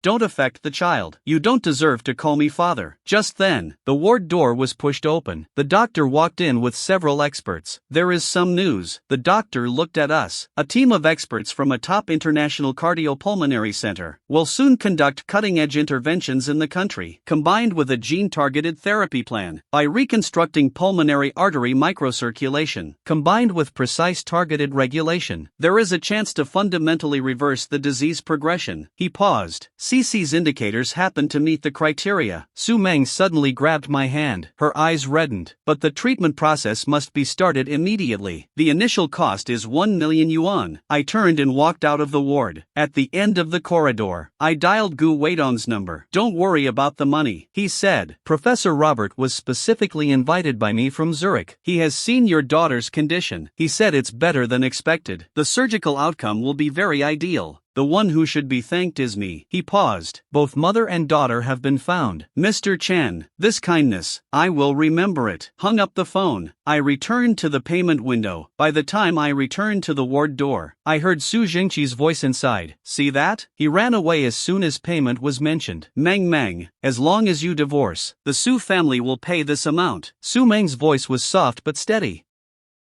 Thank you for your kindness, but it's really not necessary. The day before yesterday, Zuisheng added another million in deposit. The ward was silent for a few seconds. The nurse pushed the door open for pre-op preparations, and casually mentioned, the child's father just paid another million for follow-up treatment, and special expenses for imported targeted drugs. I stood at the door, looking at Su Jingqi, Gu Manru, and Su Hai, the three of them frozen in place. The red light outside the operating room was on. Su Meng leaned on my shoulder, her body trembling slightly. I held her hand. Professor Robert is an authority in the field of pulmonary hypertension. He has handled 27 cases like this, all successful. Su Hai walked over with a grim face. Chen Zuisheng, exactly how much money did you borrow from President Liu? I looked up at him. None of your business. 2,200,000 square meters. The Su family can't even cover it by selling the house. He turned to Su Meng. Little sister, tell the truth. Su Meng was about to speak. Su Jingqi strode over, pointing at my nose. You ask him. He'll just lie about gambling. He turned to Su Meng and said, Meng, Dad has 1 million in savings right now. As long as you agree to divorce, this money will be transferred to you immediately. But tomorrow morning, I'll invest this money in the project led by Director Zhou, the Housing for Elderly Care project. Gu Manru explained from the side. Annualized return is at least 30%. This is an internal opportunity for the veteran cadre circle. The contract is for 10 years. After 10 years, the company not only returns the house as is, but also the returns on the funds. Director Zhou said, this is a national pilot project. There are only a few spots. We thought, money makes money, and it will be left for you in the future. I looked at Su Jingqi. Dad, this model you're talking about is mortgaging the property to a third-party company in exchange for a pension, right? Su Jingqi paused for a moment, looking disdainful. The old leader guaranteed it personally. It's a formal company, and the contract was reviewed by a lawyer. What do you know? This is a new scam routine from the last 2 years. The so-called professional companies are usually shell companies with registered capital of only a few tens of thousands. They will indeed pay the pension on time for a few months. By the time you realize it, both the house and the money will be gone. Director Joe was either scammed as well, or I didn't finish my sentence. You're talking nonsense. Su Jingqi was furious. Our lifelong relationships and connections are not for a gambler like you to criticize. A black and white contract. Does the state not manage it? I think you're just jealous. Dad, Su Meng suddenly stood up, her voice trembling. Take your project and leave. I don't want your money. Whether Cici lives or dies, I will bear it myself. Su Jingqi's face turned livid, pointing at his daughter, unable to speak for a long time. Finally, he snapped. Fine, don't regret it. Gu Manru sighed with red eyes. Su Hai wanted to say something but stopped. The family turned and left. It suddenly became quiet in front of the operating room. Su Meng slumped on the bench. Tears fell silently. I gently put my arm around her shoulder. 4 hours later, the surgical light went out. The attending physician walked out, with a smile on his face. The surgery was very successful. The child needs to be observed in the ICU for 48 hours, but the prognosis is very optimistic. Su Meng's legs gave way. I caught her in time. She covered her face. Tears streamed through her fingers, but this time, they were tears of joy. 2 months later, Cici met the criteria for discharge. The little girl's complexion had become much rosier, although she still needs regular medication and checkups, but she could already hop and jump. To celebrate her new life, we booked a high-end steakhouse that just opened. When she was hospitalized, I promised my daughter, once she got better, I'd take her to eat the best steak. The steakhouse had an elegant atmosphere. Cici was excitedly swinging her little feet in her seat. Su Meng helped her set the napkin. The dishes were all served. I was about to cut the steak. A well-dressed young man walked down the aisle. He glanced casually. His gaze fell on Su Meng, and suddenly stopped. Surprise appeared on his face, which then turned into a playful smile. He took a few steps closer. His gaze swept over me and Cici, lingering for a moment longer on Cici. Finally, his sight returned to Su Meng's face. I heard you got married. Su Meng's fingers tightened slightly. This man is called Zhu Feng, the blind date her parents had tried so hard to set her up with. Seeing him, Su Meng's body visibly stiffened. Xu Feng. Su Meng's voice sounded a bit unnatural. What a coincidence. Xu Feng turned to me, looking me up and down. The scrutinizing intent was obvious. He reached out his hand. Mr. Chen, I presume. Nice to meet you. Is this your child? Already so big. I stood up and shook his hand. He intentionally squeezed a bit harder. I didn't move, just looked at him calmly. Since it's such a coincidence, you wouldn't mind if we joined you? Xu Feng said smoothly, turning to introduce a woman with exquisite makeup behind him. Huiping, this is my old friend Su Meng and her husband. This is my girlfriend, He Huiping. The words old friend and girlfriend, he emphasized a bit too much. He Huiping's gaze quickly swept over Su Meng, finally landing on Su Meng's clothing. A hint of superiority appeared on her face. She flashed a smile. Sister Su, right? What a coincidence. Let's sit together. Under the table, Su Meng gently held my hand. I held her back, and smiled at He Huiping. Calling her sister Su is too formal. You look quite a bit more mature than my wife. He Huiping's expression froze. Xu Feng ordered several expensive dishes. Then he looked at me. Where is Mr. Chen currently employed? It's on me today. I run a small business of my own. My tone was flat. A small business is also good. It's free. Turning to the waiter. Bring us a bottle of Montrachet White, the 2015 vintage. After fluently naming the wine, he looked at Su Meng. Meng, I remember you didn't drink much before, but this place's white wine paired with seafood is superb. You could try a little. He Huiping immediately chimed in. Yes. Feng is very particular about food. This wine isn't cheap, is it? She seemed to be asking Xu Feng, but her eyes drifted towards Su Meng.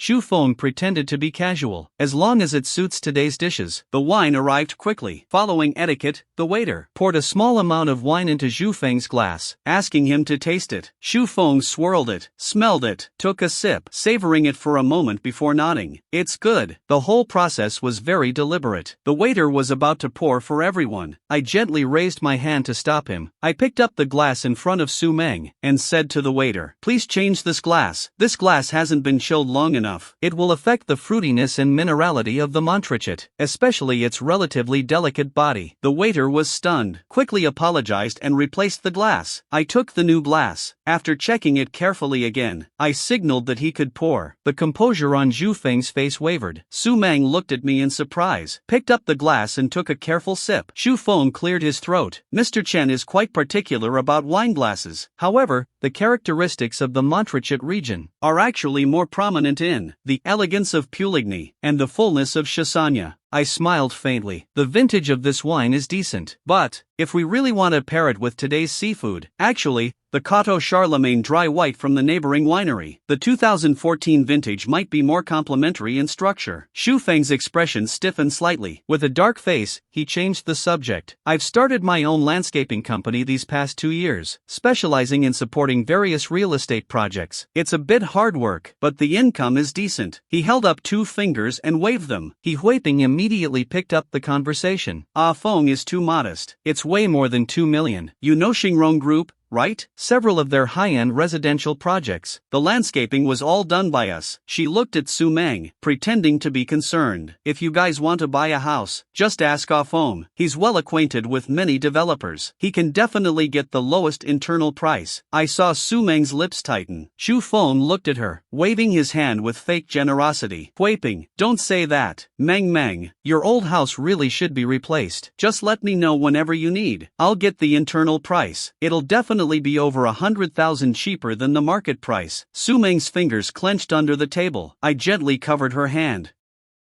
No need. If I want discounted properties, I have my own channels. Xu Feng looked skeptical. This is no time to be stubborn. I heard that your finances, are a bit tight. Saving over 100,000 is a real benefit. Why do it for the sake of pride? He Huiping immediately chimed in. Exactly. Ah Feng is very close with the developers' CEOs. It's just a matter of a quick word. The saved money would be great for buying supplements for the child. The place where you live now. We are sincerely thinking of you. Her gaze swept over Su Meng's clothes. Su Meng's face flushed red. She wanted to speak, but was gently held back by my hand under the table. I picked up the water glass and took a sip. A spark of anger flared up in my heart. Today is to celebrate our daughter's new life, not to listen to you two put on a show. Just as I was about to send them away, Mr. Chen, a slightly surprised voice came from the side and behind. We looked over and saw Lu Xingron walking quickly from the private room, with a genuine smile on his face. I was a bit surprised. I had seen his photo with the boss on the celebrity wall when entering. I didn't expect to actually run into him. Chairman Lu. Xu Feng was like a spring, springing up suddenly, knocking over the chair, with a loud crash, with a clatter. His face was full of flattery, bowing and reaching out both hands to greet him. Chairman Lu, what a coincidence. I am Xu Feng from Fengjing Landscaping. At your company's appreciation party late last year, I even toasted you with wine. Do you remember me? He gave us a smug glance while speaking. Lu Xingrong frowned slightly, obviously not remembering this person, but his gaze quickly passed over Xu Feng and landed on me. Out of politeness, Lu Xingrong still reached out and shook his hand. In a flat tone, oh, hello, with just such a light shake. Xu Feng acted as if he had drunk mutai, his cheeks flushing red, his back straightening up. However, Lu Xingrong withdrew his hand almost immediately, turning to me and stepping around the frozen Xu Feng, reaching out to me. Mr. Chen.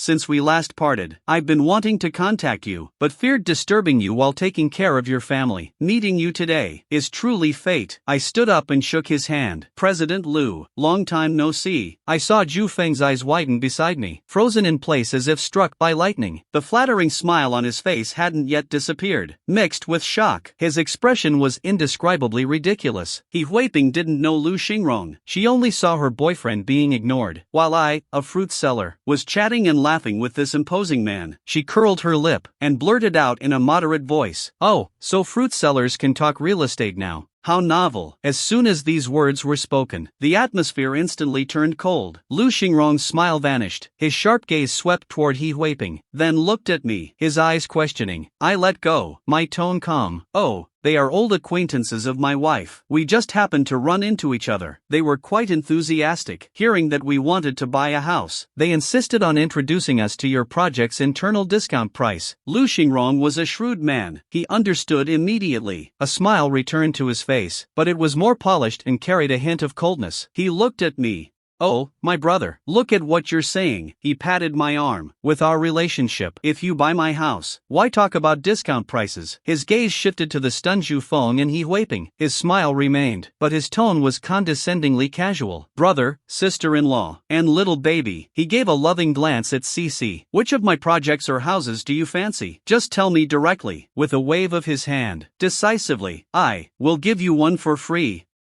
These words exploded like a thunderclap over their heads. I saw the color drain from Zhu Feng's face. His eyes nearly popped out. His mouth agape. His body swayed. He Huiping was completely stunned, looking at Lu Xingrong, then looking at me, then looking at her boyfriend's terrified expression, mouth open, unable to speak. When Lu Xingrong led us into the private room, the three executives inside were clearly taken aback. Let me introduce you. Lu Xingrong was in high spirits. Mr. Chen Zuisheng, my benefactor. The three executives stood and nodded, but their eyes couldn't hide their confusion. A benefactor this young? And with wife and daughter? Lu Xingrong personally poured tea for me. Brother, thanks to your reminder last time, we raised prices for Tsuehu Tiandi following your logic. Profits increased by 30%. The board just decided to put all focus on that area for the next 2 years. I put down the teacup, said calmly, President Lu, the subway extension is set, but Ninghai's focus for the next 5 years isn't in the east. What? The three said in unison. Marketing Director Mr. Wang frowned. Mr. Chen, what do you mean by that? We've done detailed research. The land reserves there are sufficient. Combined with the subway support, it's definitely an undervalued area. Mr. Zhou from the investment department added. The municipal government's work report also mentioned expanding the city framework to the east. The policy direction is very clear. Vice President Zhang didn't speak, but his eyes were clearly full of doubt. Lu Xingrong leaned forward, waiting for me to continue. I met his gaze. What you all say makes sense, but you missed one decisive variable: anti-corruption. The room instantly fell silent. The new mayor was transferred from the South City New District of a neighboring city. That place just went through a personnel earthquake last year. If he doesn't start his first fire on governance, how will he establish his authority? I tapped the table lightly. Eastern expansion involves too many land transfers, demolition compensation, project bidding. The waters are too deep in this sensitive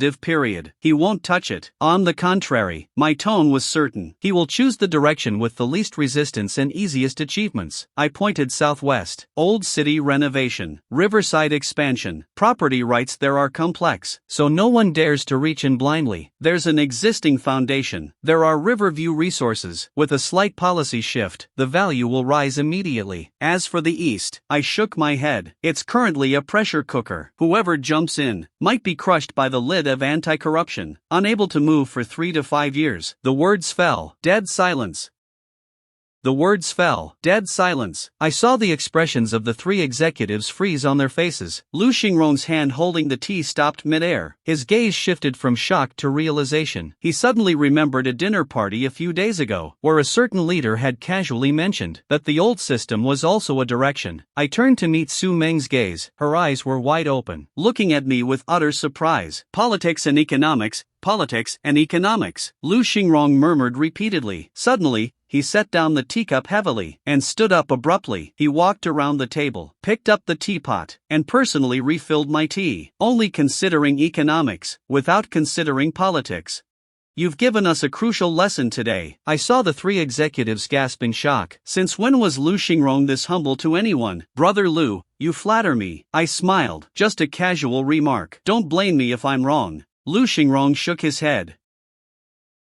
These words are worth 10 billion. Lu Xingrong sat back down, his eyes gleaming. Little brother, for such a huge help, I can't accept it for nothing. What I said outside still stands. Whatever house you want, I'll give you one. Under the table, Su Meng suddenly gripped my hand tight. No need for a gift. I shook my head. I'll buy it. Buy? Which one do you want? Pick any. I'll give you the lowest price. I smiled. I want a stall at the Wanjiawi wholesale market in the southeast area, and a small unit in the nearby Wenxin garden. 80 or 90 square meters will do. I saw everyone freeze. The southeast area. That was a supporting project the company built, just to clear out remote plots. Low grade and doesn't make any money. Little brother, you're joking, right? Lu Xingrong frowned. That place is too remote. I'll give you a Riverview penthouse at Golden Coast. I still shook my head. I'm in the fruit business. The wholesale market is more suitable, and living next to it is convenient. Lu Xingrong stared at me for a few seconds, then suddenly smiled, a smile of helplessness, and also admiration. Fine, if you insist on buying it, I won't stop you. He slapped the table. Pick the stall yourself, at cost price, 100,000. If you charge a penny more,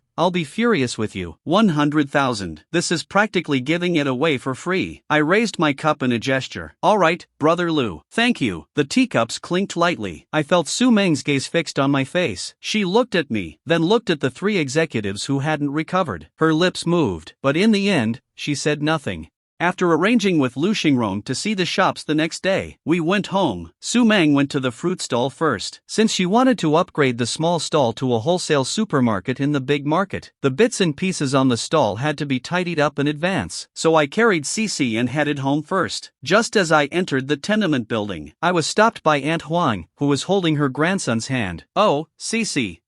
Last time you were playing with Xiaobao. What did Grandma say? Children must be obedient. If you don't listen to Grandma, you'll get sick. Remember that? Hearing this, anger flared up in my heart. Do I not know if my own daughter is obedient? She got sick because she was naughty and disobedient? I looked down at Cici. The little one clearly shrank back. Cici, my voice was clear. From now on, if anyone makes you uncomfortable outside, come back and tell Daddy. Daddy will protect you. After saying that, I tried to leave. Hey, don't be in such a hurry. She chased after me. I heard it cost a lot of money for Cece's illness. Are you going to sell your house? I paused in my tracks. Who told you that?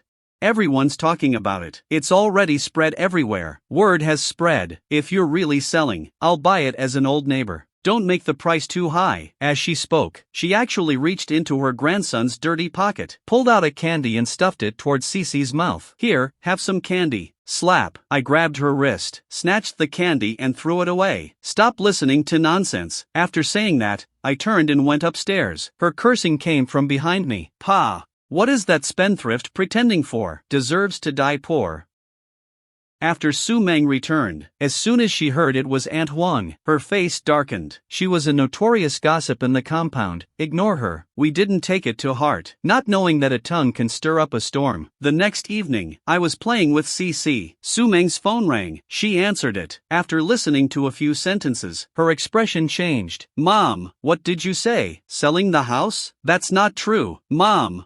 The call ended. She looked at me, her brow furrowed. My mom said, Aunt Huang ran into them at the supermarket and said we were thinking about selling the house. My dad is furious. Just as I was about to speak, the phone rang. It was Secretary Lu Xingrong calling to confirm the time to see the shop tomorrow. After hanging up, I saw Su Meng staring at me, hesitating to speak. What's wrong? Nothing. She shook her head, then added, my dad is stubborn. If he believes Aunt Huang's words, he'll definitely take action. I held her hand. About the house. Once the paperwork is done tomorrow, it'll be clear. She nodded, but the worry between her brows didn't fade. What I didn't know was, at this very moment, Su Jingqi was rummaging through everything at home for the property deed. Found it. He gripped the dark red certificate. His gaze turned fierce. Isn't he eyeing the house? I'll let him try. Gu Manru stood to the side, her eyes reddening. Old Su, do you really want to do this? What if Meng, Su Zhengqi interrupted her. She's blinded right now. Once Chen Zuisheng sets his sights on this house, the two of them will truly have nowhere to live. He tucked the deed into his chest, gritting his teeth. I'll go handle it tomorrow. Reverse mortgage for elderly care. Once the paperwork is processed, this house will have nothing to do with them, unless Chen Zuisheng gets lost, and Meng agrees to divorce. Otherwise, they can forget about living in this house. Gu Manru opened her mouth, but in the end, she said nothing. Outside, the night was deep. The lights in the apartment building went out one by one. Su Meng looked quite happy at breakfast. I could feel her anticipation for seeing the shop today. Cici asked, swinging her little legs. Mommy, will we have a big fruit store in the future? Yes. Su Meng's voice was light. Cici can eat whatever she wants. The scent of porridge mixed with fried eggs. Simple and peaceful, but not long after. Bang. The banging on the door was urgent and heavy. Su Meng went to open the door. Su Jingqi and his wife stood outside with grim faces. Dad! Why are you I've come to disturb your discussion about selling the house. Su Jingqi stepped inside, his eyes staring straight at me. Selling the house? Su Meng was stunned. Gu Manru pointed at me with red eyes. Chen Zuisheng, are you in debt and can't pay it back? So you've thought of selling the house? Have you no shame? I put down my chopsticks. Dad, Mom, you've got it wrong. I don't owe any money, nor will I sell the house. Shut up. Su Jingqi abruptly interrupted me. Is there a single word of truth coming out of your mouth? He turned to Su Meng, raising his voice. Meng, you must get a divorce. Immediately. He owes a massive debt of 2 million, and the house is about to be sold. If you don't divorce, do you want to take CC to sleep on the streets? Su Meng grew anxious. You've got it wrong. It's all baseless. Who's talking nonsense? Who do we even need to hear it from? Gu Manru shed tears. The whole neighborhood knows. Mom feels for you. Just divorce him. Come back to your parents. We'll keep the house for you. We'll cover the medical expenses. I won't divorce him. Su Meng's voice carried anger. We know how we're doing. We don't need you. What do you know? Su Jingqi roared. I think you've been blinded. Give me a straight answer today. He stared with wide eyes, staring at Su Meng, pausing between words. This marriage, will you divorce, or not? Su Meng bit her lip and remained silent. I won't. His chest heaved. I'm taking this house back. Whether you're rich or poor, it has nothing to do with the Su family. I'll act as if I never had a daughter. The last few words pierced Su Meng's heart like an awl. I saw her sway, her face turning pale. Tears welled up, but she stubbornly refused to let them fall. She looked at my father's distorted face, and her mother's tearful face, afraid to look at her. Then she wiped her eyes. Her voice trembled, but it was clear. If you want to sever ties, suit yourself. We won't live in this house anymore. We'll move out today. Su Jingqi's eyes widened, as if meeting his daughter for the first time. Fine, you've got guts. He trembled with rage. Tomorrow, I'll come to take the house. After saying that, he pulled Gu Manru and left. Gu Manru ran after him and looked back. Gu Manru stumbled and looked back. How did you become like this? Dad is doing this for your own good. Su Meng shouted at their backs. He's the one who said he wanted to sever ties. He's the one who said he'd take the house. I agreed. Isn't that being obedient? Gu Manru was speechless, her expression turning sour. You've been blinded by that man named Chen. You don't even want your parents anymore. I'll act as if I never gave birth to a daughter like you. The door was slammed shut. A few seconds later, Su Meng collapsed into my arms, her suppressed cries pouring out. How could they say such things? She sobbed, her whole body shaking. I held her, gently patting her back. Cece hugged her mother's leg, crying softly. Mommy, don't cry. Once Su Meng calmed down, I wiped away her tears, looking at her red eyes. Then I looked around the old, cramped room. Living here isn't right. We should have a home of our own. But she looked up at me. Don't worry about the money. I held her hand. Let's go look at some shops. She nodded. She went back to the bedroom and found a light blue dress. I recognized it as the best piece of clothing she bought after we married. Usually, she didn't dare wear it. Watching her hold up that old dress, my heart felt a sting. There are still over 3 million in the card. It's time to buy something decent for her and our daughter. Let's go. Su Meng changed into her dress, smiled at me, to go see the big business. We went downstairs. Just as we reached the roadside, a horn honked twice nearby. I turned around. The window of a black Mercedes rolled down, revealing Lu Xingrong's smiling face. Get in, little brother and sister-in-law. I was slightly stunned. Then I smiled. This Lu Xingrong didn't even bring a driver. He actually drove here himself. The car headed toward the southeast district. On the way, Lu Xingrong chatted. Little brother, Wanjiawi was originally built to utilize leftover materials. The location is remote, neither in the new city nor the old city. He turned into a slightly aged road. This area is called the Relocation Settlement Zone. People displaced from the old city area. Many were resettled here. The roads are wide and buildings are new, but the facilities can't keep up. The subway doesn't even reach here. I looked out the window and said, once people settle in, they need to live. Demand will gradually rise. I knew in my heart, because of the relocation, this place will be, for the next few years, the most vibrant grassroots economy in Ninghai, one of the most bustling hidden cores. Wanjiawi, as the first to take shape in this area, and the largest comprehensive wholesale market. It will become a huge magnet. Its storefronts are inconspicuous now, but soon, every shop will be in high demand. Not even talking about supporting 3 generations, supporting our family of 3, for a lifetime without worrying about food or clothing. More than enough. The car stopped outside the market. Su Meng looked at the empty parking lot and the deserted entrance, frowned and whispered, Will this place work?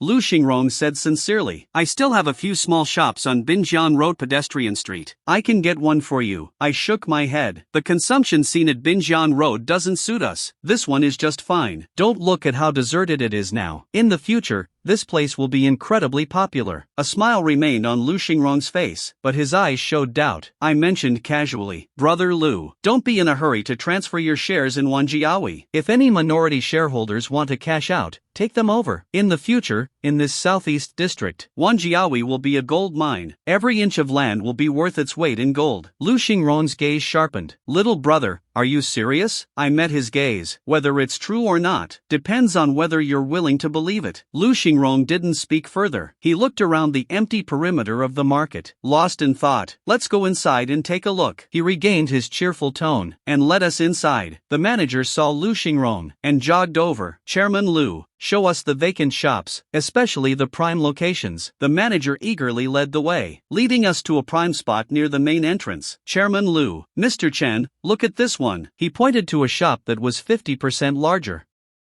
This is one of the largest shops in our market. The location is excellent. Large area, great for display. Any business here would look prestigious. The shop was indeed good, bright and airy. Lu Xingrong looked at me. Little brother, are you satisfied with this one? Su Meng's eyes lit up. Wait for my decision. I shook my head. I don't want this one. The manager was stunned. This is the best location. I shook my head and looked deeper into the market. Let's go check the side gate. The manager was confused. There's much less foot traffic over there. The location is remote. Lead the way. Arriving at the northwest side gate, this area is near the freight channel and the edge of the parking lot. Foot traffic is sparse. Most of the shops near the side gate are vacant. The glass is covered in dust. My gaze fell on an inconspicuous unit. It's not directly facing the side gate. It's slightly recessed, with a load-bearing pillar beside it. This is the one. I pointed to it. This one. Su Meng couldn't help but speak, looking at the desolate surroundings, and then at the storefront hidden behind the pillar, her face full of confusion. Lu Xingrong also frowned. Brother, this location is too remote. The lighting is affected. The pillar blocks the view. How about looking further ahead? No need to look further. My tone was certain. Right here. Why here? Su Meng asked softly. I lowered my voice. Because the feng shui here is good. I pointed to the load-bearing pillar. Look at this pillar. In feng shui, it represents a stable support. The storefront recedes inward. It's called gathering energy and sheltering wind. Wealth enters and doesn't easily dissipate. Then pointed to the freight passage outside the side door. The traffic over there is motion, and here is stillness. The combination of motion and stillness creates endless vitality. Su Meng was completely stunned. Lu Xingrong didn't know whether to laugh or cry, and stopped persuading. If my brother likes it, then this is the one, he said to the manager. This room, prepare the contract. He didn't even go back to the office. Told the manager to bring the contract to the Mercedes. Right in the car. Su Meng and I signed the lease agreement. 30-year lease, renewable. Total rent 100,000. This price is basically like giving it away. Su Meng held the contract, showing the most relieved smile of the day. Zuisheng, where to now? Since the storefront is settled, let's look for a house nearby. If there's a suitable one, we'll buy it. If it's suitable, buying a house. Su Meng's eyes lit up again. Yes, buying a house. Lu Xingrong chimed in. If my brother wants to buy a house around here, that's easy. Nearby Yujing Tai, Southeast Pearl, are all developed by our company or partners. Whichever one you like, I'll get you the lowest price. I shook my head. None of those are needed. We'll just go check out Warm Home Garden. Warm Home Garden. Lu Xingrong was stunned. Those are resettlement buyback houses from a few years ago. They were sold out and handed over long ago. Now only second-hand houses are circulating. I understood what he meant. He can manipulate new houses, but second-hand houses are harder to intervene with prices. I smiled. I know, new or old doesn't matter, as long as the location is right. One phone call from Lu Xingrong. In less than 15 minutes, a white business van arrived. The door slid open. A man in his 40s stepped out. A man with a slight potbelly. Chairman Lu, Why did you come personally? He jogged over, his arms outstretched, then turned to us. My name is Zhou Fulai. Fulai Real Estate. Leave the things Chairman Lu mentioned to me. Lu Xingrong nodded faintly. Old Zhou, Mr. Chen is my brother. He wants to see houses in Warm Home Garden. Any suitable ones? Yes, of course. Zhou Fulai patted his chest. Since Chairman Lu spoke, no agency fee. Let's be friends. 4 units are for sale in Warm Home Garden. We looked at them one by one. 3 of them were quite ordinary. The last one, the top floor, the door pushed open. Sunlight filled the space. Shell house, cement floor, white lime walls, bright and clean. Su Meng walked to the end of the living room, suddenly let out a gasp. Outside is a terrace, over 60 square meters. Zhou Fulai leaned in to explain. Mrs. Chen, strictly speaking, this terrace is a public area, but look at the layout. There's only 1 unit on the top floor. Outsiders can't get up here. If you seal the door, it's practically your own private garden. Su Meng didn't speak. She just stood in the sunlight, gazing at the open space. I walked over. If we enclose this area, we could put a trellis for roses over there, and build flower beds for monthly roses and hydrangeas here. A rattan table in the southeast corner, with 2 chairs. In summer evenings, we can drink tea and eat watermelon, and watch the stars. Su Meng turned her head. She looked at me without saying a word. Her eyes quietly welled up. The house is 120 square meters. The house is 130 square meters. Including the terrace, the usable space is 180 square meters. I looked at her. She didn't answer immediately. She just turned back and looked for a long time. Then she nodded gently. Lu Xingrong immediately chimed in. This unit is settled. Don't worry about the renovation. I'll handle it. With a wave of his hand, this development was developed by my company. I have all the blueprints. I'll get someone to enclose the terrace, open a door from the living room, build a spiral staircase outside, and add a glass dome on top. The materials are ready in the warehouse. Perfect for your use. Su Meng asked, how much will that cost? Oh, Lu Xingrong laughed. Sister-in-law, don't even mention money to me. This little renovation is just a courtesy. He's convinced that I'm intentionally trying to network with him. I didn't act coy. Alright, thanks, Brother Lu. Zhou Fulai was about to finalize this unit. Mr. Zhou, I turned to him. I'll take all 4 of these units. What?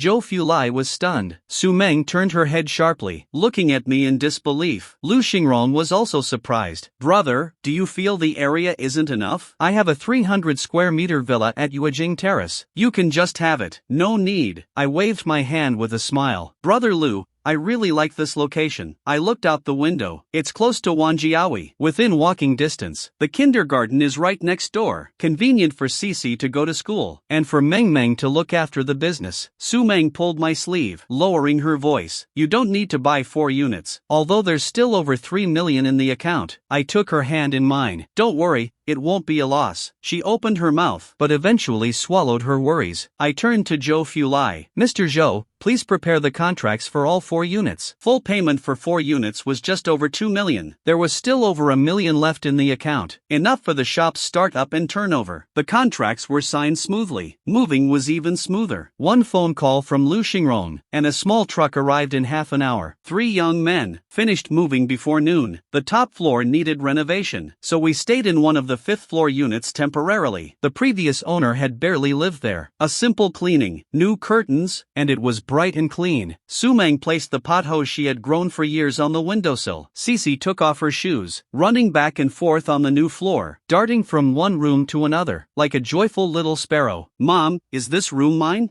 Dad, are we living here from now on? Su Meng sat on the new sofa sent by Lu Xingrong. He said it was a warehouse sample, but it was actually brand new, with the packaging film still on. She looked around, watching her daughter running around, her gaze slightly dazed. Yesterday she was still squeezed in that dark, damp, old rundown place. This morning she was still arguing heatedly with her parents. Now, she is sitting in a spacious and bright new home, with a commercial shop under her name, and 4 houses registered in her and my names. The top floor unit with the terrace is still waiting for us to turn it into a sky garden. Too fast, like a dream. Sunlight pours in from the window, in her slightly moist eyes, reflecting fragmented light. Seeing my wife's emotion, at that moment, I felt those 2 million plus were truly worth it. 2 million for 4 apartments. I know exactly how worth it this money is.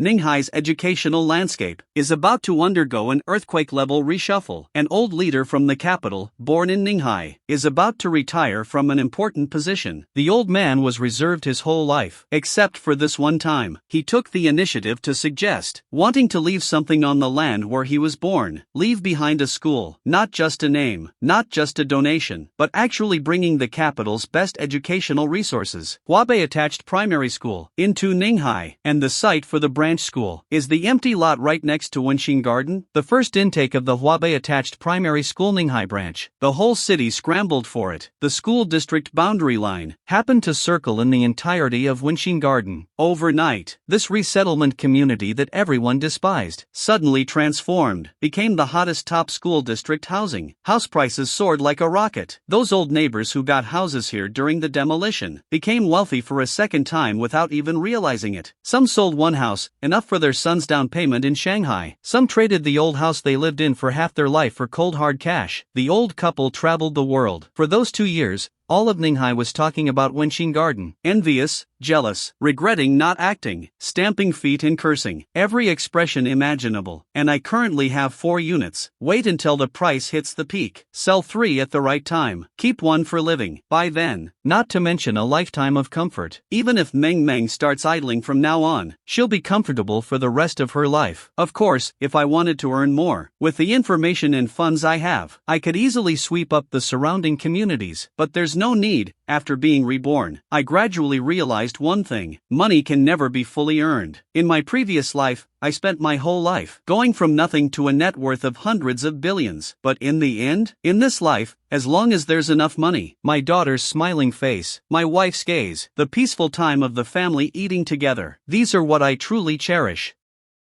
Suhai sat in his car for nearly 20 minutes. His palm burned from gripping the phone. He finally started the car. His father yelled so fiercely on the phone. If he really didn't come, I'm afraid he could never come back to this family. The car wound through various turns, stopped beneath that familiar tenement building. He took a deep breath, went upstairs and knocked. No answer, knocked again, still no sound. He went downstairs and ran to the fruit stall. It was cleaned out.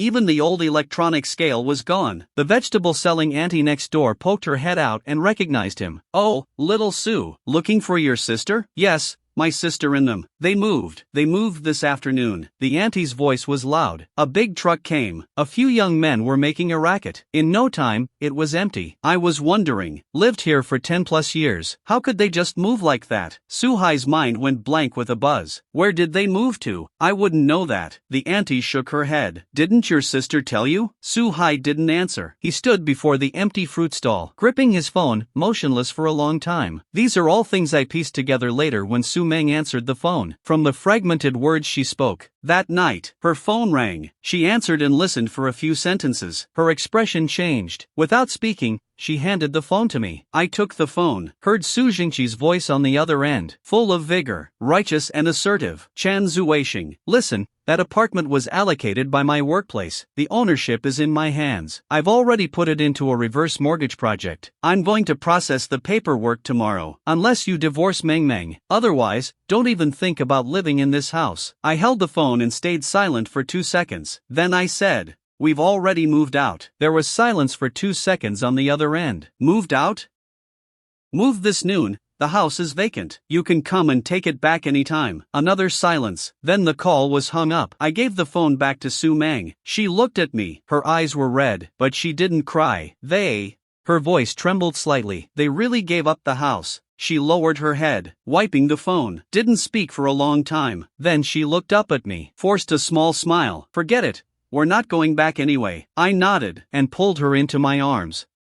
The fruit wholesale supermarket in Wanjiawi opened after renovation. Business was lukewarm for the first month. Su Meng sometimes looked at the empty store, a hint of anxiety flashing in her eyes. I wasn't in a hurry. There was still money left in the account. The shop is our own. No rent to pay. The penthouse is still being renovated. Days pass one by one, not rushed day by day. A month later, Lu Xingrong called to say the renovation was done. We went over to inspect it. The moment the door opened, Su Meng froze in place. The wall between the living room and the terrace was completely knocked down. Lu Xingrong actually installed a glass folding door from ceiling to floor. Now the doors were all pushed open. Sunlight poured in from the terrace. The whole room was golden. The terrace had changed its look. The concrete floor was covered with composite wood. Flower beds were built in the corners, planted with climbing roses and plumbago. The flower trellis was already set up. The vines hadn't fully climbed yet, but spots of green had already started climbing. A rattan round table in the southeast corner. 2 chairs. There was even a coarse ceramic vase with some hydrangeas on the table. A glass dome covered half the terrace, transparent and didn't block the sun, and protected from rainy days. Su Meng walked in slowly. She looked for a long time. Then she covered her mouth. Her eyes turned red. Cici came rushing and screaming. The little girl was originally downstairs, being shown the newly planted apple trees by Lu Xingrong's assistant. Turning around, she found her parents were gone. She ran upstairs on her short little legs. The moment the door opened, she froze. And then, wow! She rushed into the living room and spun around, then rushed onto the terrace and spun around again. Rushed to the terrace and spun around again. Apple trees, flower trellis, round table, glass roof. Every single thing made her go wow. Mommy, it's so beautiful here. I looked at the mother and daughter. Suddenly, those 10 billion contracts and 100 billion mergers from my past life, the highlight moments standing under the spotlights, were not worth a fraction of this moment.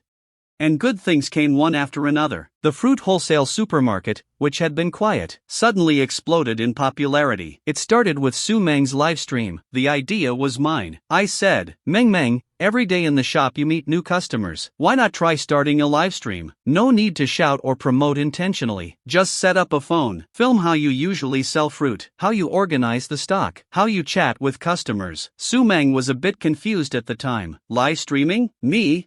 I don't know how to do that. No need for that. I said, just be yourself. I got her 2 outfits, not those flashy live streaming clothes, just linen shirts and plain aprons, hair tied up casually, fresh and clean. The lighting didn't have any strange filters, just one warm-toned fill light, shining on the fruit stall. The background was the Wanjiawi stall. On the wooden shelves, seasonal fresh fruits were neatly stacked, handwritten price tags, crooked and uneven, in Cici's handwriting. In the first week, there were an average of 3 to 5 people online. Su Meng wasn't in a hurry. No one was speaking. She just looked down and organized the goods, occasionally looking up at the camera, smiling and saying a few words. The strawberries are very sweet today. The blueberries just arrived. Second week. One evening, she was scrolling through her phone. She saw that blueberries in a neighboring province weren't selling. Farmers were squatting by the fields, sighing. Su Meng watched it several times. Early the next morning, she called the supplier and bought 500 jin directly. She didn't use this for publicity. She just put those blueberries on the shelf during the live stream. Casually mentioned, the blueberries from this place are delicious. It's not easy for fruit farmers. Being able to help is. That night, suddenly, hundreds of people flooded into the live stream room. Sister is so beautiful. The live chat is flying fast. Sister is so beautiful. Sister is so beautiful. Sister is so beautiful. Did she really buy them to help the farmers? Sister is so beautiful. Sister is so beautiful. Already ordered? Sister is so beautiful. Supporting a conscientious merchant. Su Meng was stunned, hastily replying in a flurry. Her face turned red. The next day, the platform pushed the traffic. Once the helping farmers tag was added, the traffic was like a floodgate opening. Third day, orders started flooding in, not one by one, but page after page. The order printing machine rang from morning till night, screeching without stopping. Not just online. Offline exploded too. The main entrance of Wanjiawi is closed for roadwork. Municipal pipeline renovation. The public notice for the construction period said, estimated 8 months. With the main gate closed, cars couldn't get in. The customer flow originally heading for the main street shops swarmed toward the north side, and the north gate was exactly where Su Meng's and my shop was. Trucks lined up one after another in front of my shop, unloading in front, loading in the back, just as the mangoes were stacked on the shelf here. Wholesalers there were already bringing slips to place orders. Boss, 5 more boxes of golden mangoes. Any shine muscat left? Give me 10 cases. Cherries. Can the cherries be a bit cheaper? I'm taking a lot. In just one day, Su Meng and I were exhausted from the rush. Forget about eating. Even drinking water had to be squeezed in. Returning home, Su Meng leaned on the sofa, without even the strength to lift her hand to brush her hair. The next day, I quickly asked Lu Xingron to help recruit 5 people. Only then did we manage to recover a bit. Brother, I've found all the people for you. Lu Xingron's voice was loud over the phone. I wiped my hands, and held the phone to my ear. Brother Lu, thanks for the hard work. He started listing them. 1 truck driver, a veteran, driven heavy trucks for 8 years, Class A license with no accident record, and 2 young girls, 1 studying e-commerce, worked at an MCN agency, knows the tricks of livestream traffic, another studying media, pleasing looks and sweet talking, can help chime in during the livestream. He lowered his voice. Brother, I'm really impressed. How did you know the main gate was going to be repaired? Did you really figure it out from feng shui? I smiled. Brother Lu, you're in real estate, whether feng shui works or not. Aren't you clearer about it than I am? Silence for half a second on the other end. Then a burst of hearty laughter rang out. That's true, that's true. Some things exist if you believe in them. Brother, I'm truly impressed by your vision. I didn't explain much. The main gate was under roadwork. 8 months of underground pipe network work. I did know about this in advance. In my previous life, Wanjiawi was because of this. The north gate became the main entrance. The corner that was originally the quietest was turned into a prime location by the flow of cars and people. At that time, a feng shui master specifically came. Pointing at the pillar of the north gate, he said, "This is called the dragon pillar suppressing water. The adjacent shop is a side-lying wind hiding spot." It was described as mystical. I'd now capitalized on this geographical advantage. But what even I didn't fully expect was that Su Meng's livestream would become this popular.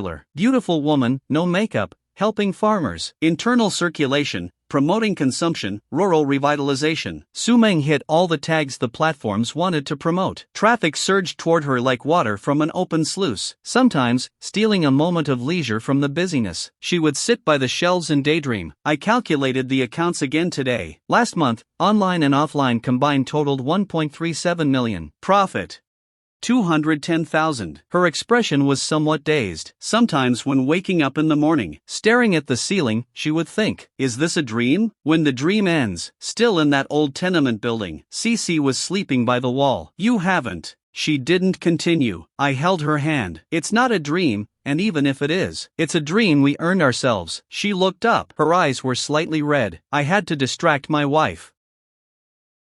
The most important thing for us now isn't making money. She turned her face to look at me. I said, Cece needs a follow-up hospital visit next month. And her kindergarten has started giving homework. Su Meng was silent for a few seconds. Are you saying I don't spend enough time with her? I'm saying we aren't short of money now. I looked into her eyes. What we lack is time to watch her grow up. She took a deep breath. I know, but I can't stop.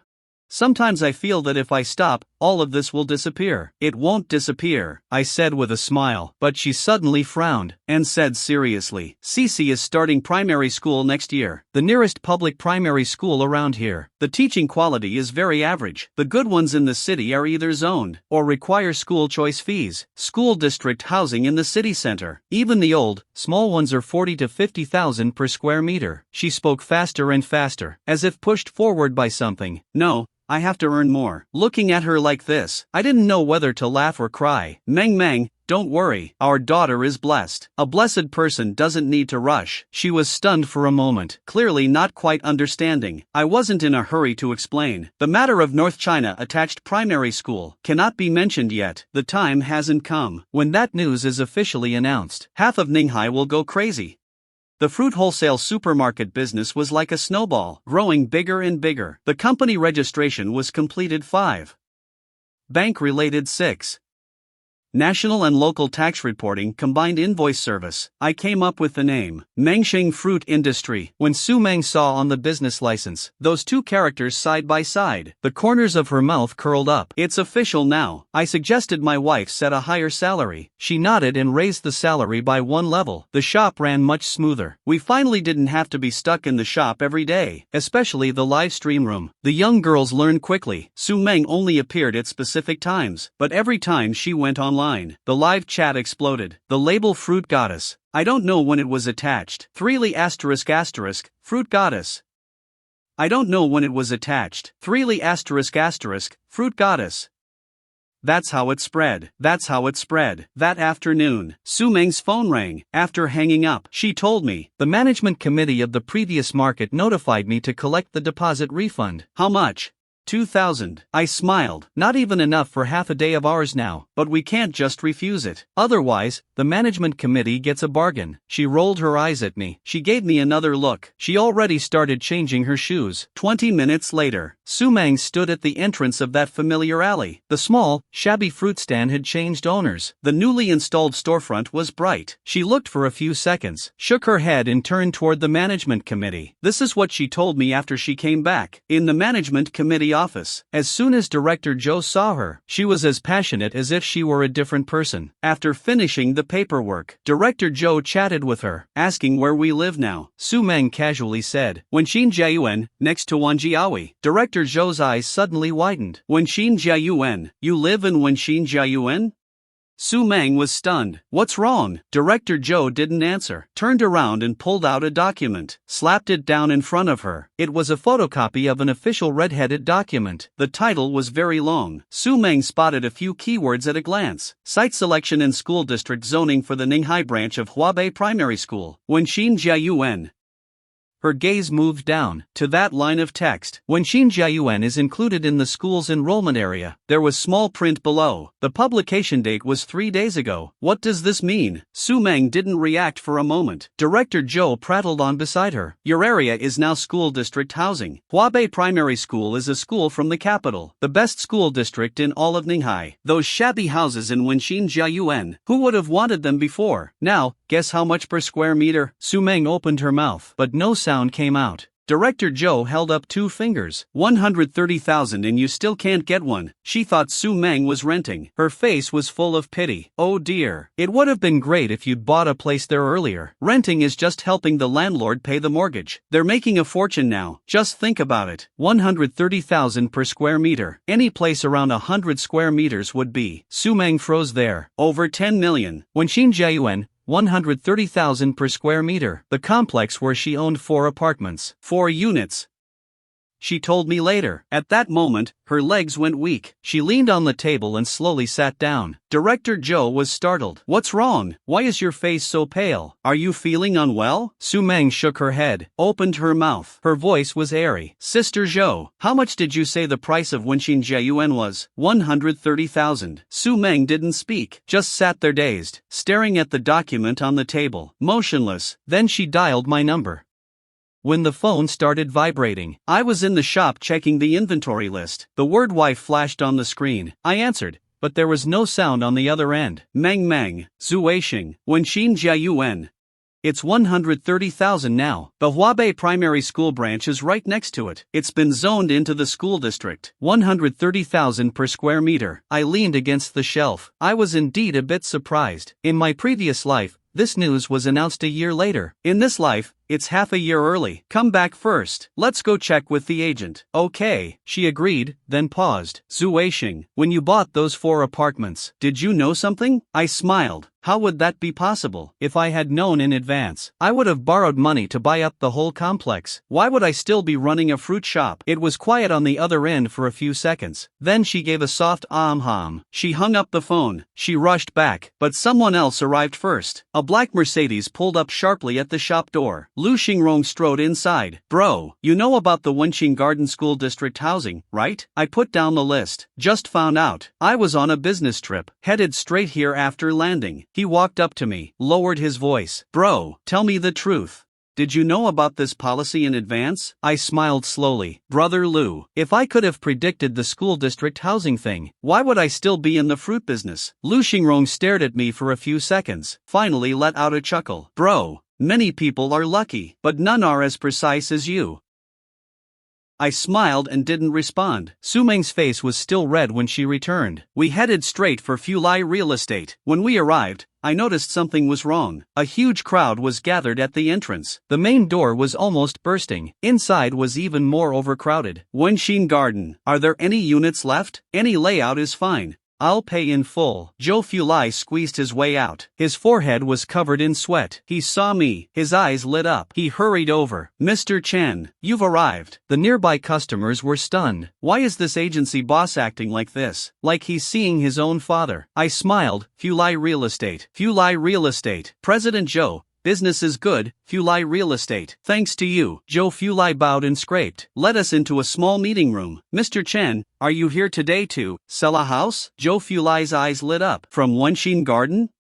Which unit? Su Meng pursed her lips. The one on the 5th floor, and the one on the 3rd floor. I'll keep the top floor for myself. Let's hold on to the other one for now. Zhou Fulai nodded repeatedly, started calculating. The pen scratched as numbers appeared. He pushed the paper toward me. Mr. Chen, the 5th floor unit is 98 square meters, conservatively estimated at 12.5 million. The 3rd floor unit is 95 square meters, about 12.3 million. Together, the two units, 24.8 million. I saw Su Meng's finger tremble slightly. I nodded.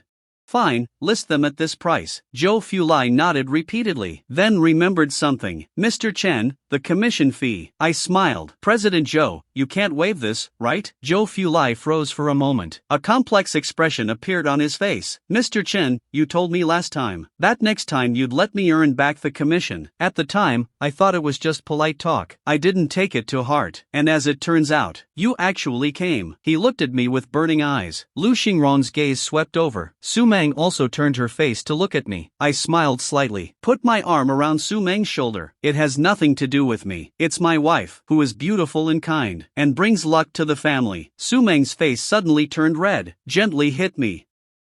The phone vibrated. 24.8 million received. I glanced at it, put the phone back in my pocket. But Su Meng kept staring at her phone screen. She read that string of numbers several times, then pointed with her finger, counted a few times. Only then did she look up. Honey, am I now a multimillionaire?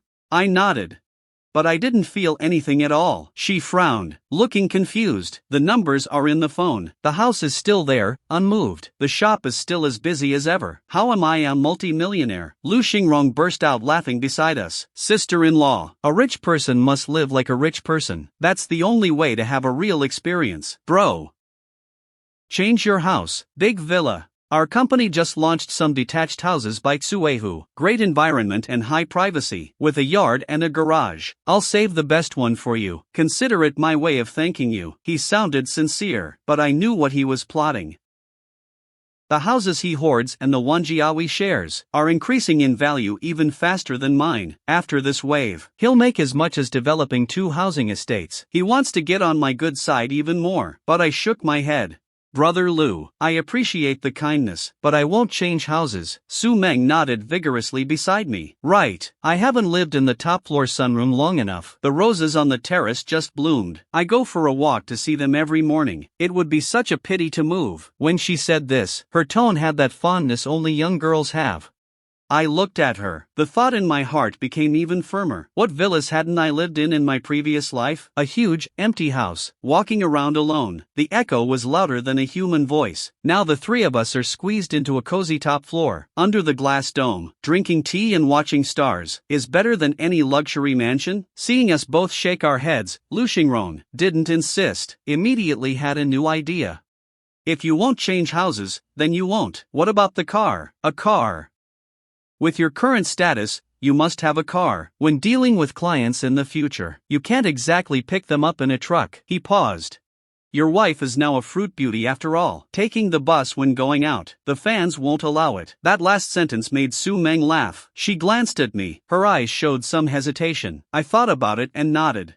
There's a car show next week. Let's go take a look. Half an hour later, we returned to Wanjiawi. Before the car had even stopped, I felt something was wrong. A crowd of people surrounded the shop in trance. They weren't there to buy things. They were there for the spectacle. Several men were blocking the entrance, hands on hips, cigarettes in their mouths. Amidst the smoke, there was an air of ill intent. My heart sank. I pushed open the car door, walked over quickly, squeezed through the crowd, and saw the situation inside the shop. The livestream stand had fallen to the ground. The phone screen was shattered. The fruit baskets that were neatly arranged, 2 or 3 had been overturned. Woven oranges rolled all over the floor. A young girl was huddled in the corner. Her face was pale. The spot for the livestream, where Su Meng usually sits. Now a middle-aged man was sitting there, crew cut, with a gold chain as thick as a thumb, legs crossed, twirling 2 scholars' walnuts in his hand. He squinted and sized me up, without standing up. "You're the boss?"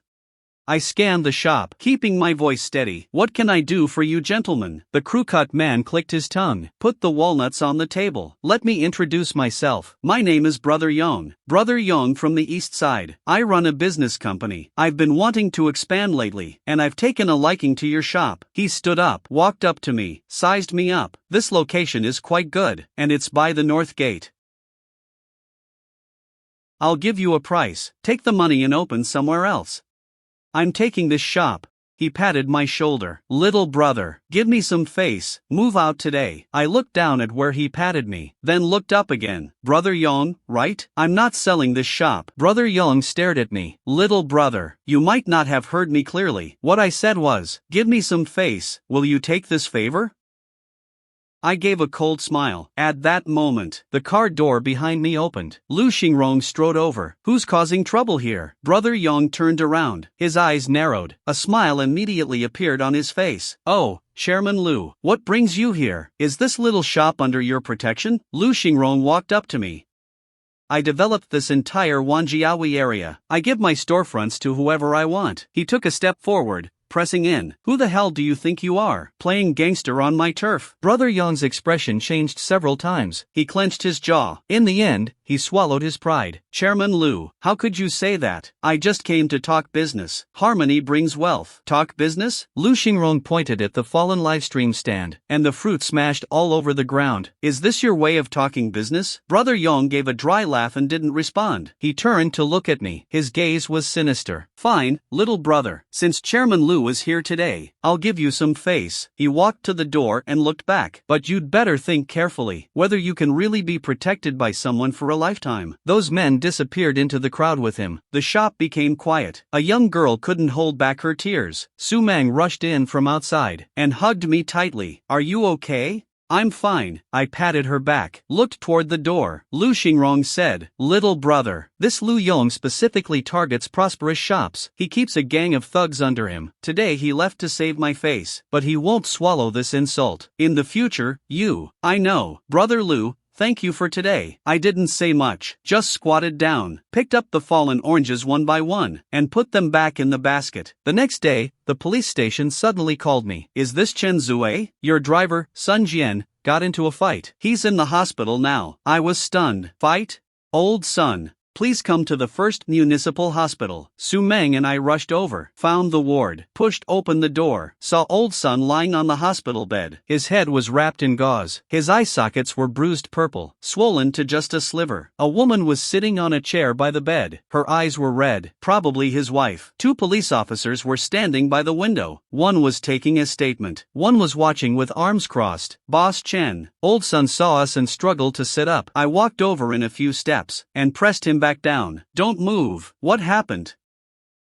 Old Sun opened his mouth, but couldn't speak. His wife's tears welled up again. Her voice was choked. "Boss Chen, my husband wouldn't cause trouble. He is honest." "I know." I looked at Old Sun. "Brother, take your time." Old Sun took a breath and started talking. He went to pick up pitaya. The cargo was loaded. Just as he drove out of the market gate, a group of people suddenly rushed out from the roadside, carrying clubs and stones, attacking the truck without a word. Someone climbed onto the truck bed and started throwing the loaded pitayas down. Box after box smashed on the ground. Old Sun had been in the army. He jumped off the truck and took down 2, but the other side had more people. No matter how well he could fight, he couldn't withstand 7 people surrounding and attacking him. He took a blow to the back of his head. Before falling, he saw someone smashing the window, using a knife to slash the tires. Woke up in the hospital. Old Sun said, gritting his teeth, his cheeks bulging high. I walked out of the ward with 2 police officers.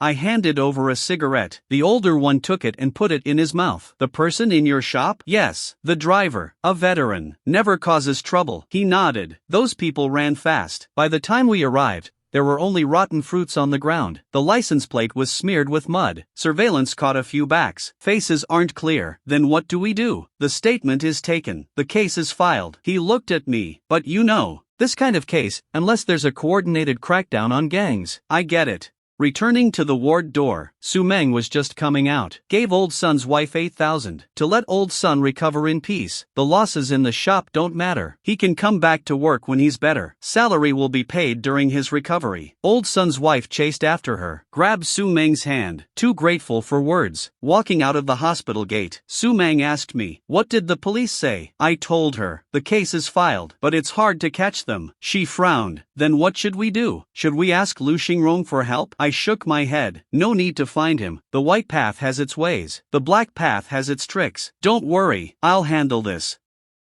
I gave Gu Weidong a call. The next day at noon, a black business car stopped at the shop door. A business car stopped at the door. The driver got out and opened the door. His attitude was very respectful. Su Meng watched from afar, feeling somewhat uneasy. I didn't explain much, and got in the car. The car wound through several turns, stopped in an old alley, stopped in an alley, stopped at the entrance of an old alley. The alley was very deep. Old residential buildings on both sides. The walls were peeling. Walked to a noodle shop at the very end. The sign was very small. The letters had faded. Pushed the door open. 5 or 6 tables. Only one person sitting at the very back. Gu Weidong was looking down, eating noodles. Seeing me walk over, he pointed to the stool beside him. "Sit, eat, or not." I glanced at the noodles in his bowl. The color was dark. The noodles were uneven in thickness. "Not eating." He looked up at me. "You're certainly straightforward. Why eat it if it doesn't taste good?" He paused for a moment, smiled. "Chen Zuisheng, I don't know if you're confident or arrogant." He put down his chopsticks. "But you're right.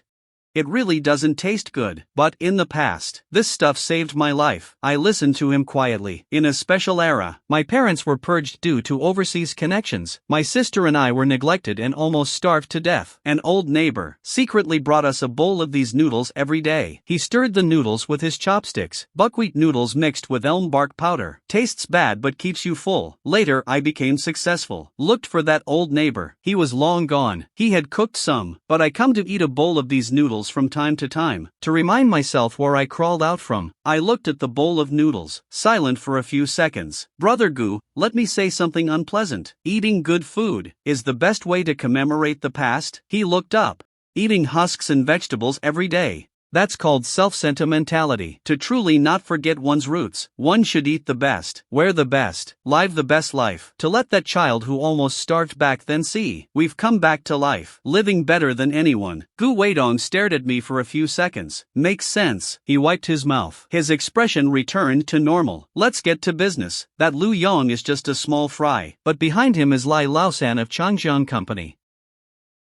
A street thug in his early years. Later he cleaned up his act and got into the district CPPCC. Gu Weidong's tone was disdainful. I said, "He's already made it. Yet he's still so arrogant. He has no choice." Gu Weidong leaned back in his chair. "He is someone else's tool. It's not that he wants to be arrogant. It's that if he isn't, someone will replace him with another tool." I nodded. "Then he hasn't truly made it yet." Gu Weidong smiled. "I'll handle this for you." "Thanks a lot." "Don't thank me yet." He looked at me. "Next week is my daughter's birthday. I'm having a small gathering. Bring your daughter along." I looked at him. "You have a good relationship with your daughter." A hint of softness appeared on Gu Weidong's face. "Based on your information, after I brought Nguyen back, I spent a lot of effort accompanying her. I've pushed aside all outside matters lately, playing with her at home every day." He paused. "She grew up without a father. Now she has one, but she doesn't have many friends. I want to introduce her to more children her age." "How old is your daughter?" 5. "My Nguyen is 6. Just right to play together." He looked at me. "Bring your wife and child next weekend." I nodded. Returning home, Su Meng was watering the roses on the terrace. I told her everything. After listening, the watering can in her hand stopped mid-air. Gu Weidong, the friend you mentioned last time?" "Yes." Su Meng became visibly nervous. "What is his home like? What should Cece wear? Should we prepare a gift?" I couldn't help but laugh. Meng, don't be nervous." She took a deep breath. I just never been in this kind of situation. That Gu Weidong you mentioned. I've heard you mention him a few times. He feels like someone from a prestigious family. I thought about it. Starting from the old man of their family. They are indeed a prestigious family. Su Meng's face turned pale. Gu Weidong himself is the most useless one in the family. He's a kindred spirit with me. Just a hoodlum. Su Meng glared at me. I put my arm around her shoulders. Don't think too much. Tomorrow, let's buy some clothes for you and Cece first. Then let's go to the auto show to look at cars. We'll drive a new car next week. To look decent. Really just an ordinary family. A bit worse off than us now. She was amused. Gently hit me. The most high-end shopping mall in Ninghai, in a women's clothing boutique. I picked a cream white dress for Su Meng. She took the dress into the fitting room. A few minutes later, the door opened and Su Meng walked out. I was stunned. The dress fit her perfectly. The cream color made her skin look even fairer. Her hair was flowing down, looking down at me slightly. In that instant, I suddenly remembered the celebrities and models I saw in my previous life. But none of them could make my heart skip a beat like this. Does it look good? She asked softly. I didn't answer, just looked at her. The sales assistant said softly beside us, Madam, this dress suits you perfectly. Su Meng smiled with her lips pursed, looked in the mirror. Then she picked up the price tag. The smile on her face froze. She turned her head, her eyes filled with panic. Hubby. 6,800. Wrap this one up. I handed the card to the sales assistant and pointed to the clothing rack. That one. And the dress next to it. Bring them all for her to try. Su Meng grabbed my arm and lowered her voice. I ignored her and lifted my chin toward the sales assistant. The sales assistant's eyes lit up and she quickly walked toward the rack. A few minutes later, the fitting room door opened again. She came out wearing a navy velvet gown. The neckline was just right and the waistline was beautifully tailored. I also had her try a light gray knit set, then a simple black dress. Every piece looked good. No. It wasn't that the clothes looked good, it was that she looked good in everything. Wrap them all up. After swiping the card, she handed it back with both hands. Sir, madam, I'll pack up the clothes for you. Just then, Cece tugged at my hand. Daddy, I need to use the bathroom. I looked down at her. Daddy will take you. I turned to Su Meng and said, wait here, and keep the things safe. I'll take Cece to the restroom, and be right back. She nodded. I held Cece's hand and walked toward the mall restroom. Only later did I learn that not long after I left, two young girls passed by the shop entrance. One of them casually glanced inside, then suddenly stopped. Su Meng turned and saw who it was, and was also stunned. Xiaoye. The girl was Su Meng's cousin, Lu Xiaoye. Lu Xiaoye rushed in within a few steps, and looked her up and down. Sis, it's really you. I thought I had seen wrong. Su Meng smiled. Why are you here? I made plans to eat with a classmate. Lu Xiaoye's eyes fell on her, on the dress she had not yet changed out of. Sis, are you buying clothes here? Su Meng pulled awkwardly at the hem of the dress. No, just looking around. Another girl beside her also walked in, and looked at Su Meng curiously. Lu Xiaoye came back to her senses. Oh, this is my cousin. Sis, this is my classmate. We're going to eat together. Hello. Su Meng nodded to the girl. Then we'll go upstairs first. I'll call you later. Lu Xiaoye pulled her classmate and walked out. After leaving the shop and turning the corner, the classmate immediately grabbed Lu Xiaoye. Your cousin is so rich. Lu Xiaoye froze. Rich? I don't think so. Any piece in that store costs several thousand. Her classmate glanced back. I just saw a pile of clothes on the checkout counter. Were they all bought by her? Really? Lu Xiaoye slowed down. When I heard my wife had run into her cousin, I didn't take it to heart. 2 days later, we went to a car exhibition, with a clear goal, a business vehicle. Su Meng had already warned me on the way. Honey, let's not buy anything too expensive. Something around 100,000 or 200,000 is enough. I nodded indifferently. In my previous life, what luxury cars had I not driven? To me, a car was just a tool. After entering the venue, we followed the crowd forward. When we passed the Volkswagen booth, Cece suddenly stopped. Daddy, look. She pointed excitedly at a car, a Beetle with a retro design. Its soft pink color, among all the cold metal machines, looked like a fairy tale that had wandered in. So cute. Cece tugged at my hand. This car suits mommy, and it suits me too. I looked down at her. Do you like it? The little girl nodded hard. I looked at Su Meng. She didn't speak. She only looked at the car, with especially gentle eyes. Then she softly asked me how much it cost. I knew that looked too well. She clearly liked it but was afraid it was too expensive, and was secretly calculating in her heart. I waved over a sales assistant. Hello, sir. The guide price of this high-end Beetle is just over 300,000. There is a discount during the auto show. Su Meng gently pulled my sleeve. It's too expensive. I ignored her. I said to the salesperson, is there a car in stock for full payment? Yes, sir. This one in the showroom can be taken immediately. Su Meng's grip on my sleeve tightened. Hubby. I turned to look at her. It's rare that both you and the child like it. She froze for a moment, unable to speak. The salesperson watched from the side, with envy in her eyes. Then how can I see clients in a car like this? She finally found a reason. I can't exactly pick people up in a Beetle. Then let's buy another business car, I said matter-of-factly. I'll drive the business car, to pick up clients. This one is the ride for you and Cece. She looked at me, her eyes reddened slightly. I said, how about this? I've decided on the car for you and Cece. You pick my business car, any price, or brand you want. Alright, she nodded gently. Holding Cece's hand, she walked toward other booths. I handled the paperwork here. Half an hour later, the paperwork was finished. I was about to go find them. My phone rang. Su Meng's voice sounded clearly off. Hubby, where are you? Come quickly to booth 6. What happened? They pushed Cece. Come here quickly. The last few words were filled with anger and anxiety. I hung up the phone and rushed over immediately. By the time I arrived, a crowd had already gathered. I squeezed in and saw Su Meng half squatting, holding Cece tightly, glaring at the person opposite. Her face red with anger. Cece was in her arms, her shoulders shaking. A woman stood opposite, in her 30s, wearing a black suit, with an ID badge pinned to her chest. Booth manager. She had her arms crossed, with several security guards standing beside her. What's going on? I walked over. Seeing me arrive, Su Meng handed the child into my arms, and rushed forward. Why did you push my child? Is she 4?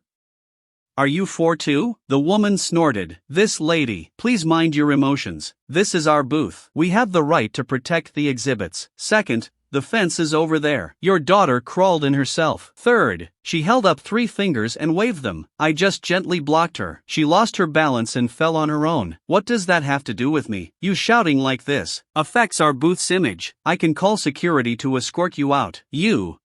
The woman interrupted her. If you feel wronged, you can file a complaint. Booth 6. My name is Lin Na. I'm available at any time, but I must remind you, we've seen plenty of complaints like this. As she spoke, her gaze swept over Su Meng's face, then fell on Cece in my arms. She gave a light laugh. Kids get bumps and bruises. It's normal. Just comfort her when you get home. No need to make a scene here. If you're trying to scam us, we have a legal team. She straightened her suit. Her tone was arrogant. Besides, we are a high-end booth. We serve high-net-worth clients. Different levels of assets naturally result in different service values. If your assets met the standard. She leaned over slightly, coming closer, lowering her voice, but ensuring everyone around could hear. I'd even kneel and lick your shoes. The problem is, are you worthy?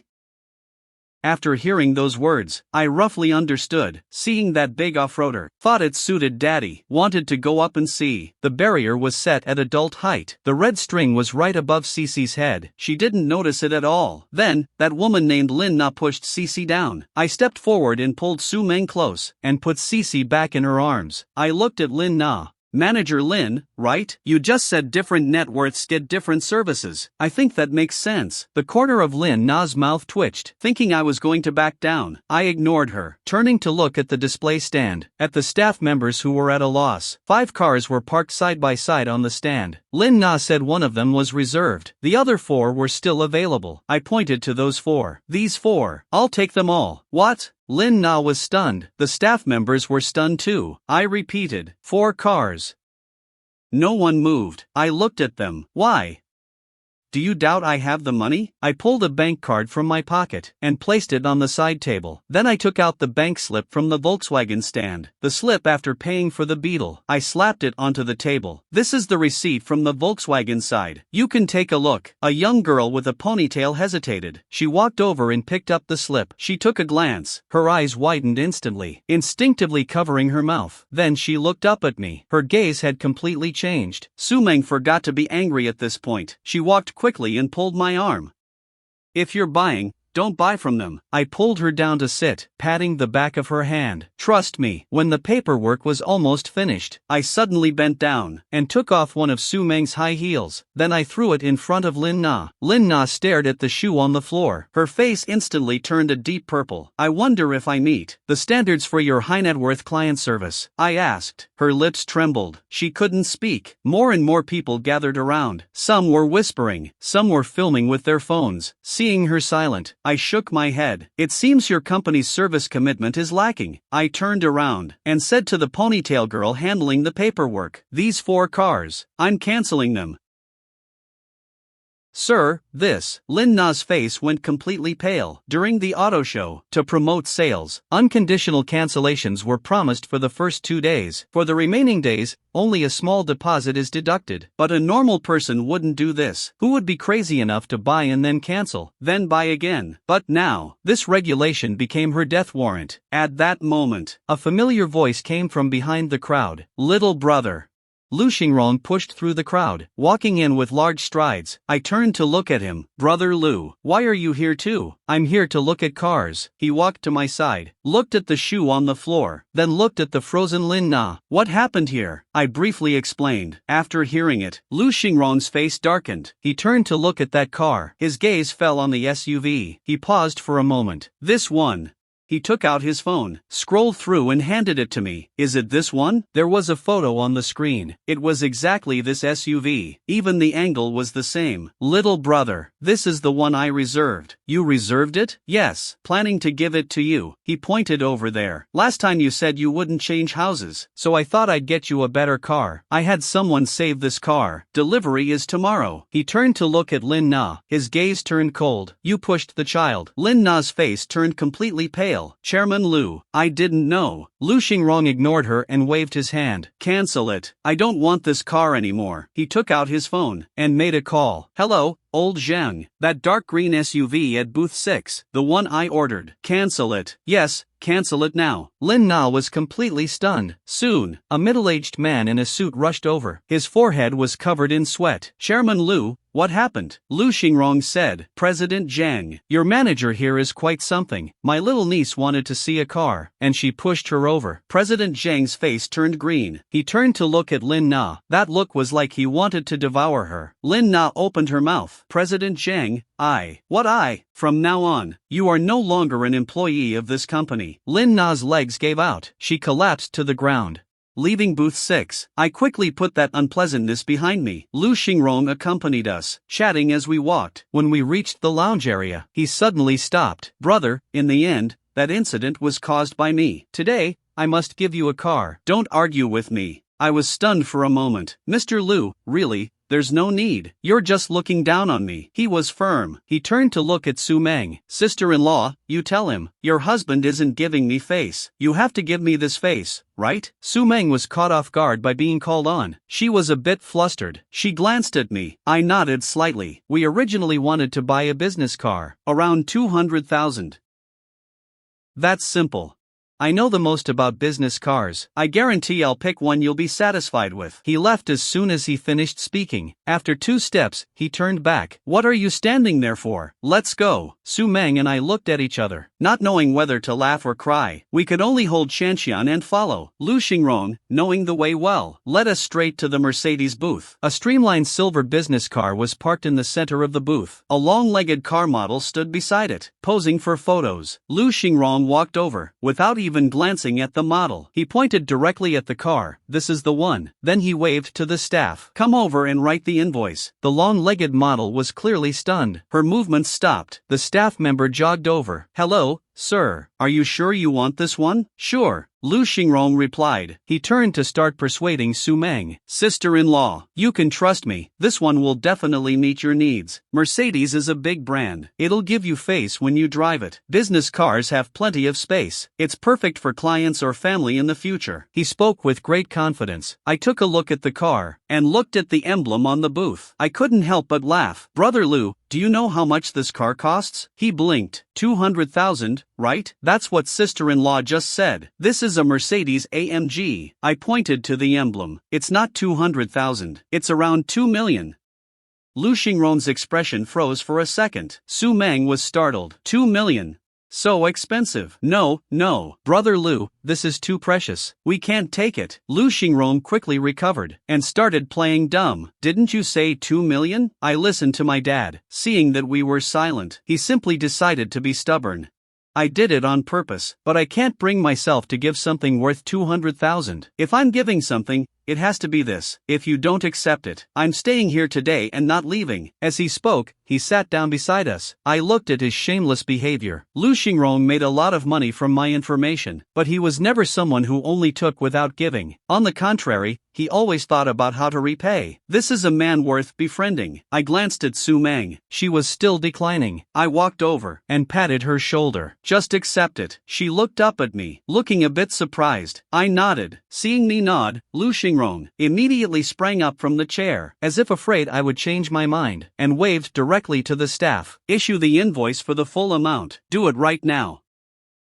Over the weekend, I drove that Mercedes AMG, taking Su Meng and CC to attend Gu Weidong's daughter's birthday party. The villa area was very quiet. Gu Weidong was waiting at the door himself. Gu Weidong was waiting at the door. Seeing us get out of the car, he hurried forward to greet us. Brother Chen, sister-in-law, please come in. He pulled a little girl wearing a white princess dress to his side. Nuanyuan, greet uncle and auntie. The little girl was delicate and pretty, but her eyes were somewhat evasive. She called out timidly, "Hello, uncle. Hello, auntie." Before I had a chance to introduce them, Cece's eyes suddenly lit up. She proactively walked over and took Nuanyuan's hand. "Your name is Nuanyuan? My name is Cece. Let's go play." The two little girls held hands, whispering something to each other, and ran into the yard. Nuanyuan froze for a moment and looked at Gu Weidong. Gu Weidong nodded with a smile. Only then did she softly hum in agreement. Su Meng's expression beside me was a bit unnatural. She whispered to me, "Why is Cece so unpolite?"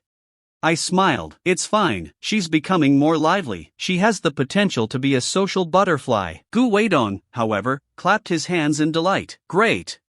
Since Nuanyuan was found, I felt this child was too introverted, always staying by herself, and didn't like playing with others. Now that she can play with girls her own age, it's wonderful. Hearing this, Su Meng, a flicker of doubt crossed her eyes, and she looked at me. I just smiled faintly. I didn't ask more, as it was their private matter. Gu Weidong was very tactful and spoke up. "Brother Chen knows about my situation. The child has been found, but her mother is still unwilling to forgive me." I nodded to comfort him. "Take it slow. Some things cannot be rushed. It will happen naturally when the time is right." He was clearly excited upon hearing this. "With those words from you, I feel much more at ease." Su Meng watched the scene from the side. A hint of surprise flashed in her eyes. She didn't expect such a successful person to be so obedient to me.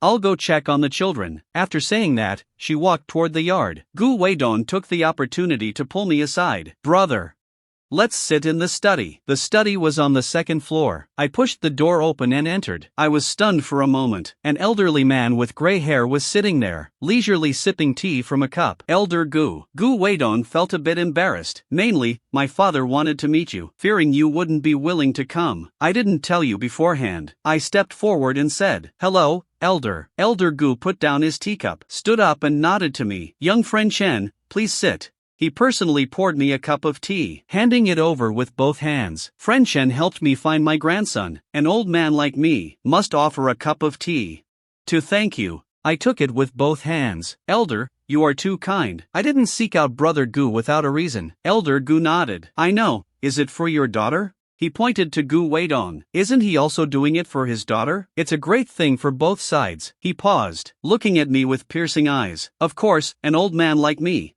also didn't want to meet young friend Chen without a reason. I understood immediately. Putting down the teacup. "Please speak, Elder." He spoke slowly. "I heard from my son that young friend Chen is very proficient in the art of predicting fortune and misfortune, so I would also like to ask you to predict for me." Elder Gu wanted a prediction. I couldn't refuse. Regarding the Gu family, I know a few things. The Gu family is different from other clans in the country. Their main influence is overseas. When the domestic economy opened up, there was an urgent need for foreign capital and technology. Elder Gu seized the opportunity to introduce them on a large scale. Combined with his time studying abroad, the connections he built with some founding elders allowed the Gu family to gradually enter the country. Their territory also expanded into the political sphere. This background has its pros and cons. On one hand, it's hard to truly integrate, easy to be seen as outsiders. On the other hand, they are seen as refined and aloof, having no conflicts with various parties. When other clans expanded their interests overseas, they also needed the Gu family's help, so they all gave the elders some respect. But there was one thing that caused the Gu family to offend a top domestic clan. Years ago, the Gu family donated a batch of cultural relics to a museum. A few years later, one of them suddenly appeared at an auction. The elder thought the museum had stolen it themselves. He was furious, insisted on investigating, but he didn't expect that the relic had been borrowed by an old comrade. Investigating it led to offense. As a result, Gu Weidong's elder brother, Gu Weihong, his political career stalled. This past event flashed through my mind. I looked at Elder Gu. What would you like to predict, Elder? A prediction of fortune or misfortune? He paused. The future fortune of the Gu family. I pondered for a moment. Then please write a character, Elder. He picked up the pen and wrote the character Ding. I looked at the character, then looked at the elder. I had an idea. Some things cannot be said explicitly. I wrote a poem beside it. A golden tripod sinks in the sand for 20 autumns. The return of the jade to Zhao was not without reason. Floating clouds blocking the sun must eventually disperse. And watch the river water flow east. Elder Gu looked at the poem, frowning slightly. He looked up at me. A hint of disappointment flashed in his eyes, but he quickly concealed it, nodded faintly. Thank you, young friend Chen. He folded the piece of paper, said to Gu Weidong, prepare a thank you gift, to thank young friend Chen on my behalf. I stood up, waved my hand. Elder, you are too kind. No need for a gift. It was just a few words, not worth it. After speaking, I turned to take my leave. Stepping out of the study, I knew in my heart, the elder probably thought I was being mysterious. It didn't matter. Some things are best left hinted at. Waking up in the morning, Su Meng first went to the fruit supermarket at Wanjiawi. I was responsible for taking Chanxian to kindergarten. As a result, not long after she left, the phone rang. Hubby, come over quickly. The shop was surrounded again. Hurriedly dropped Cici off at the kindergarten next door. Turned around and rushed to Wanjiawi. When I arrived, I noticed something was wrong. A large crowd had gathered in front of the fruit shop. Layers upon layers of people. I squeezed through to take a look, and saw a row of people kneeling in front of my shop. Leading them was none other than Brother Yong. A week ago, he was still acting arrogant in the shop. Now he was kneeling stiffly at the entrance, his head hanging low. His face was covered in bruises. Behind him knelt 4 or 5 of his lackeys. Every single one of them was beaten black and blue. 2 of them had their arms in slings. The whole row was kowtowing in unison. Thump, thump, thump, their foreheads hitting the tiles. Without any hesitation, 2 people were standing nearby. Gu Weidong's driver, and that bodyguard, arms crossed, staring expressionlessly. The crowd erupted. Isn't that Brother Yong? Why is he kneeling here? What's the background of this fruit shop's owner's wife? Even Brother Yong is kneeling for her. I don't know. She looks like a young woman. Who knew she was such a tough customer? I didn't have time to listen to their gossip and hurried into the shop. Su Meng was sitting behind the checkout counter. Her face was expressionless, just sitting there, but I knew her too well. She was gripping a cup. Her knuckles were white. I walked over and took her hand. Ice cold. She looked up at me. Her eyes immediately reddened. Hubby, they knelt here as soon as the doors opened. I was scared to death. I was somewhat speechless. Everyone thinks you're the tough one, yet here you are, terrified in the shop. I patted the back of her hand, turned around and went out to find the driver. What's going on? The driver's attitude was very respectful. Mr. Chen, the boss ordered it, to make these people kowtow and apologize, until you and your wife are satisfied. How many times have they kowtowed? I haven't counted. They'll keep kowtowing if you're not satisfied. I nodded, walked up to Brother Yong and squatted down. Brother Yong looked up at me. His face was covered in sweat. His forehead was scraped raw, blood mixed with sweat trickling down. Brother Yong, we meet again. I looked at him. You ordered people to smash the truck, right? Your people threw the dragon fruits, right? Your people beat up the driver, right? So, what do you suggest? How about leaving a hand behind? His face turned pale instantly. Thump, Thump, he started kowtowing again. Big brother, I was wrong. I didn't recognize a mountain for a molehill. I'll pay for everything. Pay money? Yes, yes, yes. The truck, fruit, medical bills, I'll pay double. Triple is fine too. I waved my hand. No need to pay money. Are there any other merchants in Wanjiawi you're collecting protection money from? He opened his mouth. There are none left. Refund it all. From now on, in this market, your people are not allowed to enter. Is that clear? He nodded frantically. Clear, crystal clear. I'll refund it right now. If my people dare step foot in Wanjiawi again, I'll chop off my own hand. I stood up, didn't look at him again. Suddenly, a cheer erupted from the surroundings. Did you hear that? No more protection fees from now on. The boss's wife is so righteous. She kicked those bastards out for us. Not just righteous, she's truly badass. Brother Yong has been a tyrant for years. Who dared to provoke him? I'll only buy fruit from this shop's boss's wife from now on. I was stunned. I was clearly the one negotiating here. I was the one who made Brother Yong refund the money. I was the one who kicked them out. Why is everyone thanking the boss's wife? I looked back at Su Meng. She was still sitting behind the checkout counter. The shock on her face hadn't completely faded. Alright, fine, the boss's wife it is. Anyway, the boss's wife will still accompany the boss tonight. About Brother Yong. Gu Weidong settled it so quickly. I decided to nudge him again. The call connects. I thank him first. About Lu Yong, it's a small matter, Gu Weidong said. He gave a heads up to Lai Lao San. He won't dare to move again. I paused. By the way, I didn't go into detail after analyzing your father's character last time. It involves cultural relics. I can't say too much, lest I reveal heaven's secrets. But peace of mind is a blessing. Some things shouldn't be dwelled upon too much. Gu Weidong was silent for 2 seconds. I understand. I'll tell my father. Hung up the phone. Now that it's been said to this extent, it's enough. How the Gu family chooses later is none of my business. At the shop at noon, a few of us were eating lunchboxes around a small table. Luo Diandian was scrolling through her phone while eating. Suddenly she let out a gasp. My house is being demolished for redevelopment. This girl was hired to help Su Meng with live streaming. A Ninghai local, studied media and has a lively personality, chattering all day long. What demolition? Look, a news push notification. She handed over the phone. I took it and looked. The headline was huge. The content was exactly what I said at Lu Xingrong's table last time. Old city demolition. Binjiang expansion. Everything hit the mark. I gave the phone back to her. Continued eating. Out of the corner of my eye, I saw Su Meng looking at me. She didn't speak, but I understood that look. She also remembered what happened that day. I winked at her in response to her gaze. She was stunned for a moment. Then she pursed her lips and smiled, lowered her head and continued eating. Just then, the sound of sudden braking came from the shop entrance. A black Mercedes stopped right at the door. A Mercedes stopped right at. The car door popped open. Lu Xingrong almost jumped out. He strode in quickly, sweat still hanging on his forehead. Brother Lu, what's wrong? You have to help me this time. He plopped down opposite me. That planning for the Southwest District. You've seen the news, right? Just saw it.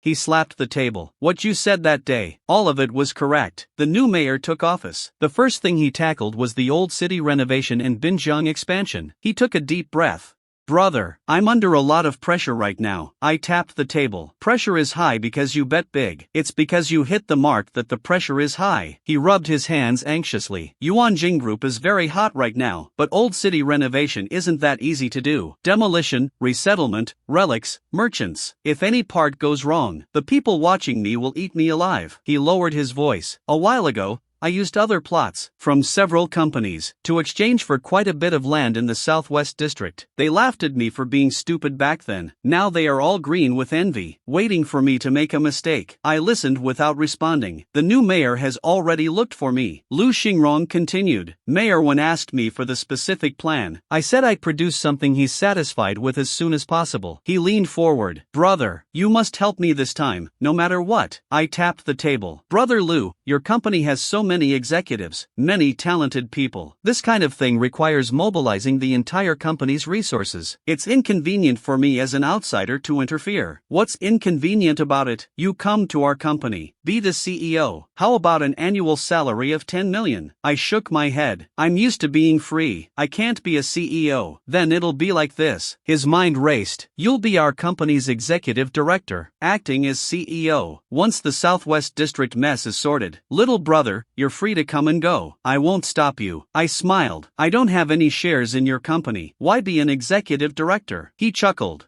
As for Wanjiawi, I've acquired quite a few shares recently. I'll transfer them all to you. Then you take these shares and swap them with my Yuanjing group. Simple as that.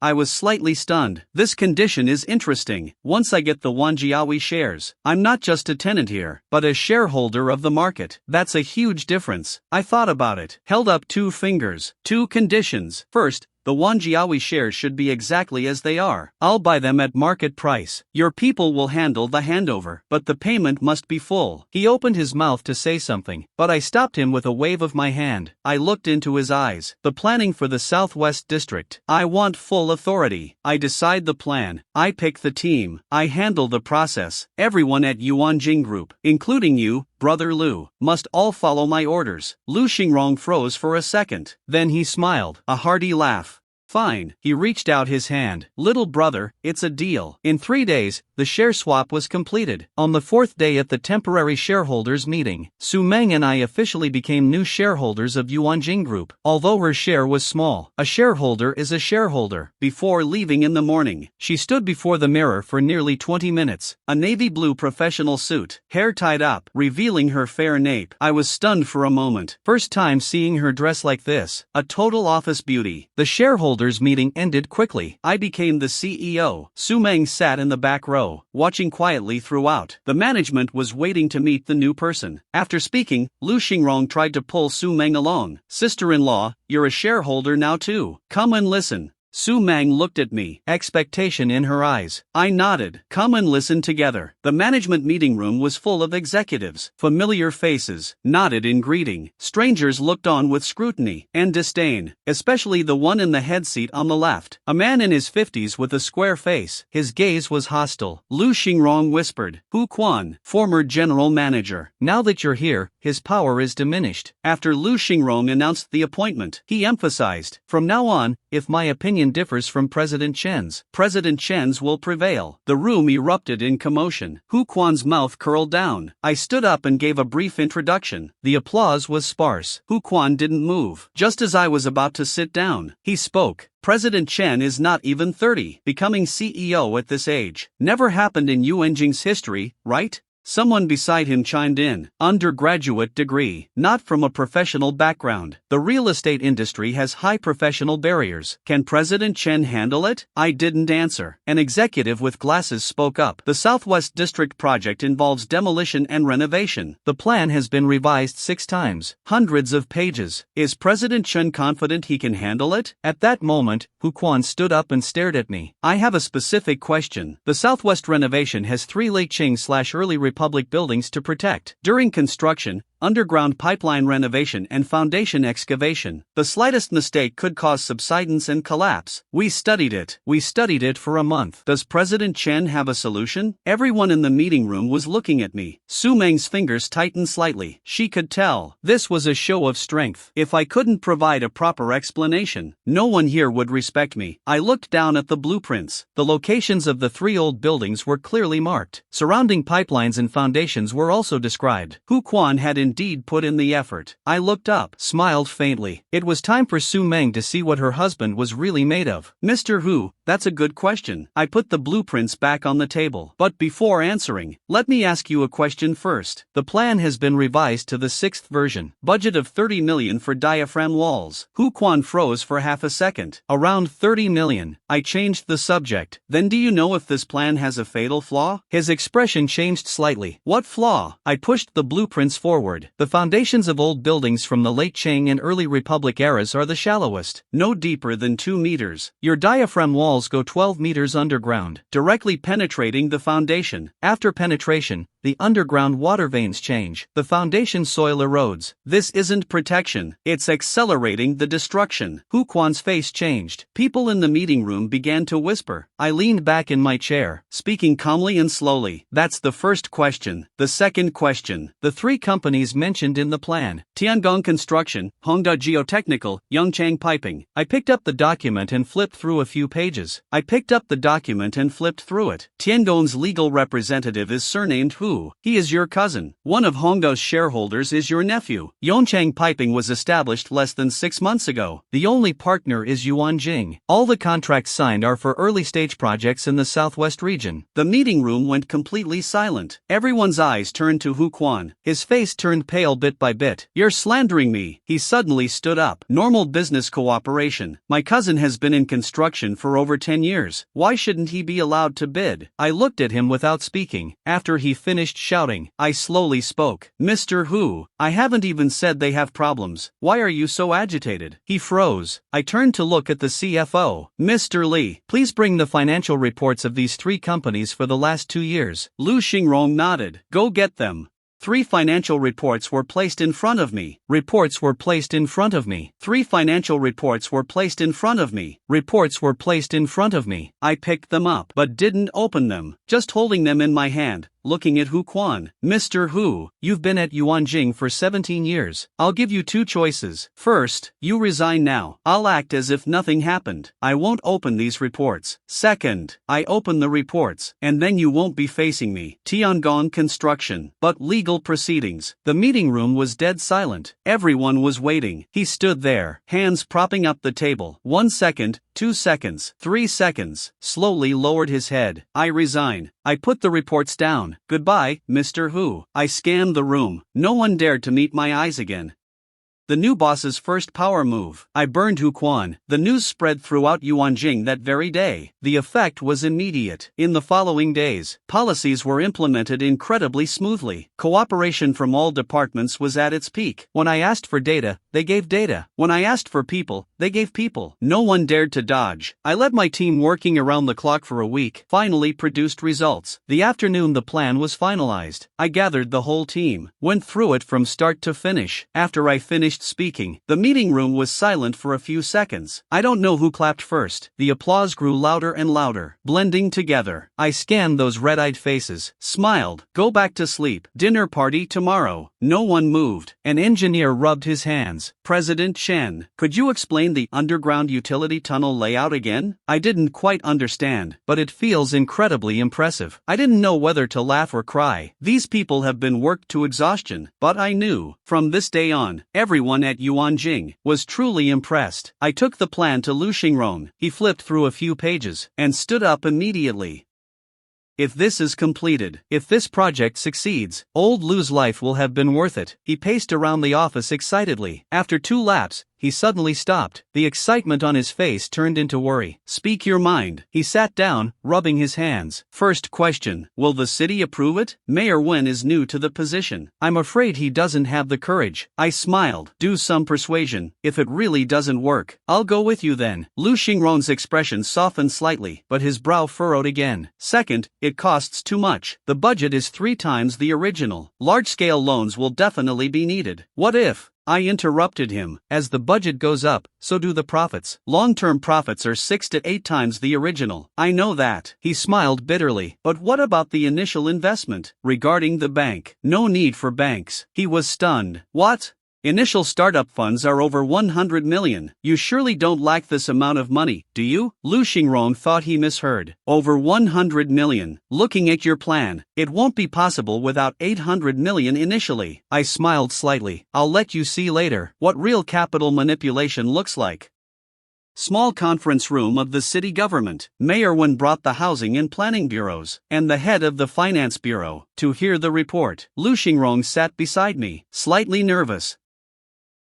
I opened the documents and spoke for 40 minutes straight. At the 20-minute mark, Mayor Wen's pen stopped. He leaned back in his chair, staring straight at the projection, then staring at me, without blinking. Several bureau chiefs began exchanging glances, shocked and incredulous, and a hint of confusion about who this person is. After finishing, I pressed the next page key. The room was so quiet you could hear a pin drop. Silent for a full 5 seconds. Mayor Wen picked up his teacup. Everyone, any questions? Feel free to ask. Director Joe spoke first. Digging 3 levels of underground space in the old city. How to protect the surrounding old buildings. What if construction causes subsidence? I opened the corresponding page. It's not full-scale excavation, but a point-based layout. Commercial, parking, and utility tunnels are handled separately, connected using micro-tunneling technology. Ground building foundations are reinforced in advance. 12 subsidence monitoring points are placed under each old building. Data is uploaded in real time. Director Wu pushed up his glasses. 7 functional blocks for the Riverside expansion. What is the basis for the industry layout? Will there be redundant construction? I smiled. The positioning is completely different. Then I explained the positioning and strategy of the 7 blocks in one go. Director Wu had nothing more to say. Finally, Director Zhang of the Finance Bureau opened his notebook. I have just one question. How much will the city treasury provide? How much guarantee is needed? I smiled slightly. Director Zhang, the city doesn't need to provide this money. Not only does the city not need to pay, but it can also generate revenue for the city treasury. Director Zhang's eyes immediately lit up. Mayor Wen put down his pen. I have a question. Large-scale demolition has always been the hardest part. How can you guarantee it will be completed on time, barring any accidents? I looked at him, spoke after a few seconds. At first, no demolition is needed. Mayor Wen was stunned. No demolition needed. Correct.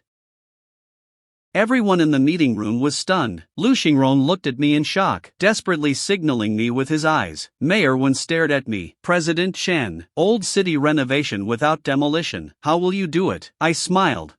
Director Zhou frowned. Housing swap. I explained with a smile. Change the order. Do the Binjiang expansion first, then do the old city renovation. Start construction in Binjiang new area first. Office buildings, all built to high standards. After completion, the city will issue a policy. Municipal government officials, residents and businesses in the southwest old city enjoy priority housing swap benefits. I paused. The swap order will be decided by lottery. Those selected, swap old houses for new ones. Pay the price difference based on area. Difference calculated at cost price, far below market price. The room was silent for a few seconds. Director Wu's eyes widened. Let them move voluntarily. I nodded. It's not us demolishing, it's them wanting to swap. What are the conditions in the old city? What are the conditions in Binjiang new area? New house, new environment, new facilities. And the price difference isn't high. If it were you, would you swap? Director Zhang asked. What about those unwilling to swap? The willing ones are gone. The remaining will naturally be easier to negotiate with. I smiled.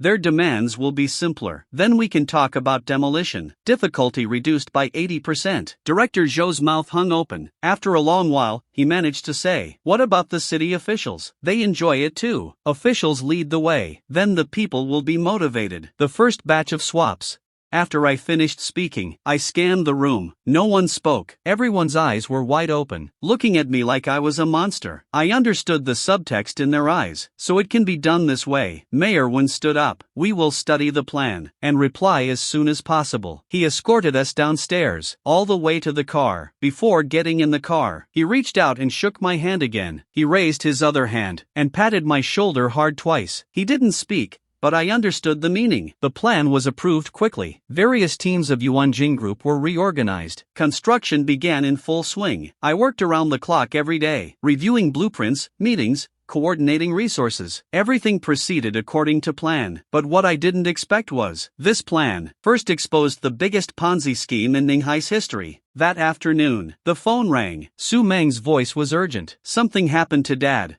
I put down my pen. Brother called, saying the project Dad invested in was a scam. She spoke quickly. The person is gone. The money can't be recovered. Dad was so anxious he was hospitalized. I'm rushing to the hospital now. Hung up the phone. I called Su Hai directly. He sighed. It's that housing for elderly care project, led by an old cadre, said to be internal quotas, receive monthly interest. Money was indeed paid for the first few months. Dad was quite happy. He paused. Then a few days ago, some bastard came up with a housing swap lottery plan, saying the city gave priority swaps to officials and the old city. Dad got anxious when he heard. His old house is mortgaged to the project. He can't swap it. He and several others went to find the old cadre to withdraw. saw. They said no problem, can redeem it anytime. But when I went back a couple of days ago, the person was gone. The house was empty. The phone wouldn't go through. The project office was locked too. Su-hai's voice was trembling. Now everyone was panicked. A crowd gathered there to report it to the police. You know how Dad's temper is. As soon as he heard the money was gone, he fainted on the spot. I remained silent for 2 seconds after hearing this. I understand.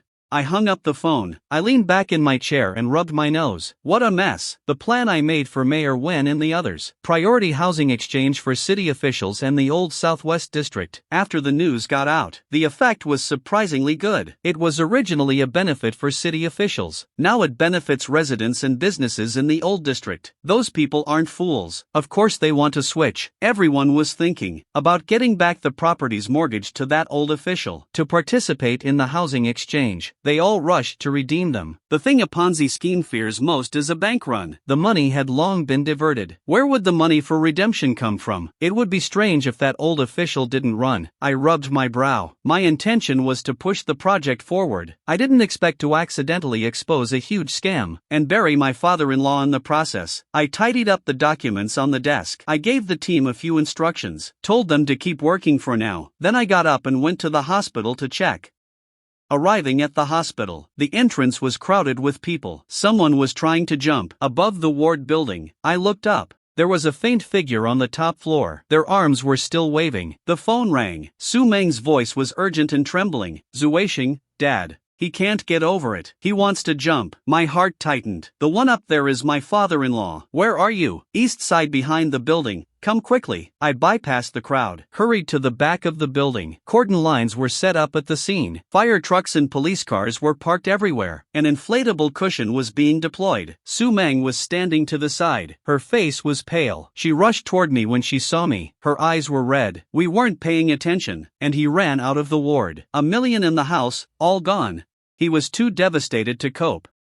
I looked up at the building. That figure had already climbed over the railing, standing on the very edge. Beside me, Su-hai slumped to the ground. My mother-in-law was supported by 2 female officers, crying so hard she couldn't stand. I looked at a young female officer. What's the situation now? Are you a family member? His son-in-law. She frowned deeply. The person involved is extremely agitated. He has a knife in his hand. That railing is badly rusted. It could give way at any moment. If our people go over, he can see them. A negotiation expert went up. The result was not ideal. Just as she finished speaking, a scream came from above. I looked up abruptly. Su Jingqi had already climbed over the railing, standing on the narrow outer ledge. Dad! Su-hai shouted. My mother-in-law's eyes rolled back, and she collapsed. She collapsed. Su Meng's legs gave out. I caught her in my arms. Zuisheng, Zuisheng. She clung to me, tears flowing uncontrollably. I helped her to a seat nearby. I turned and left. What are you doing? A policewoman stopped me. I'll go up and talk to him. No, it's too dangerous. I have a way. I bypassed her, ran straight for the stairs, rushed to the rooftop in one breath. The wind on the rooftop was strong. The negotiator stood 10 meters away, with hands raised. Mr. Su, money lost can be earned back. Once life is gone, everything is gone. Su Jingqi had his back to him, standing outside the railing, waving a knife. Don't come closer. One more step and I'll jump immediately. I walked over, patted the negotiator's shoulder. I'm family,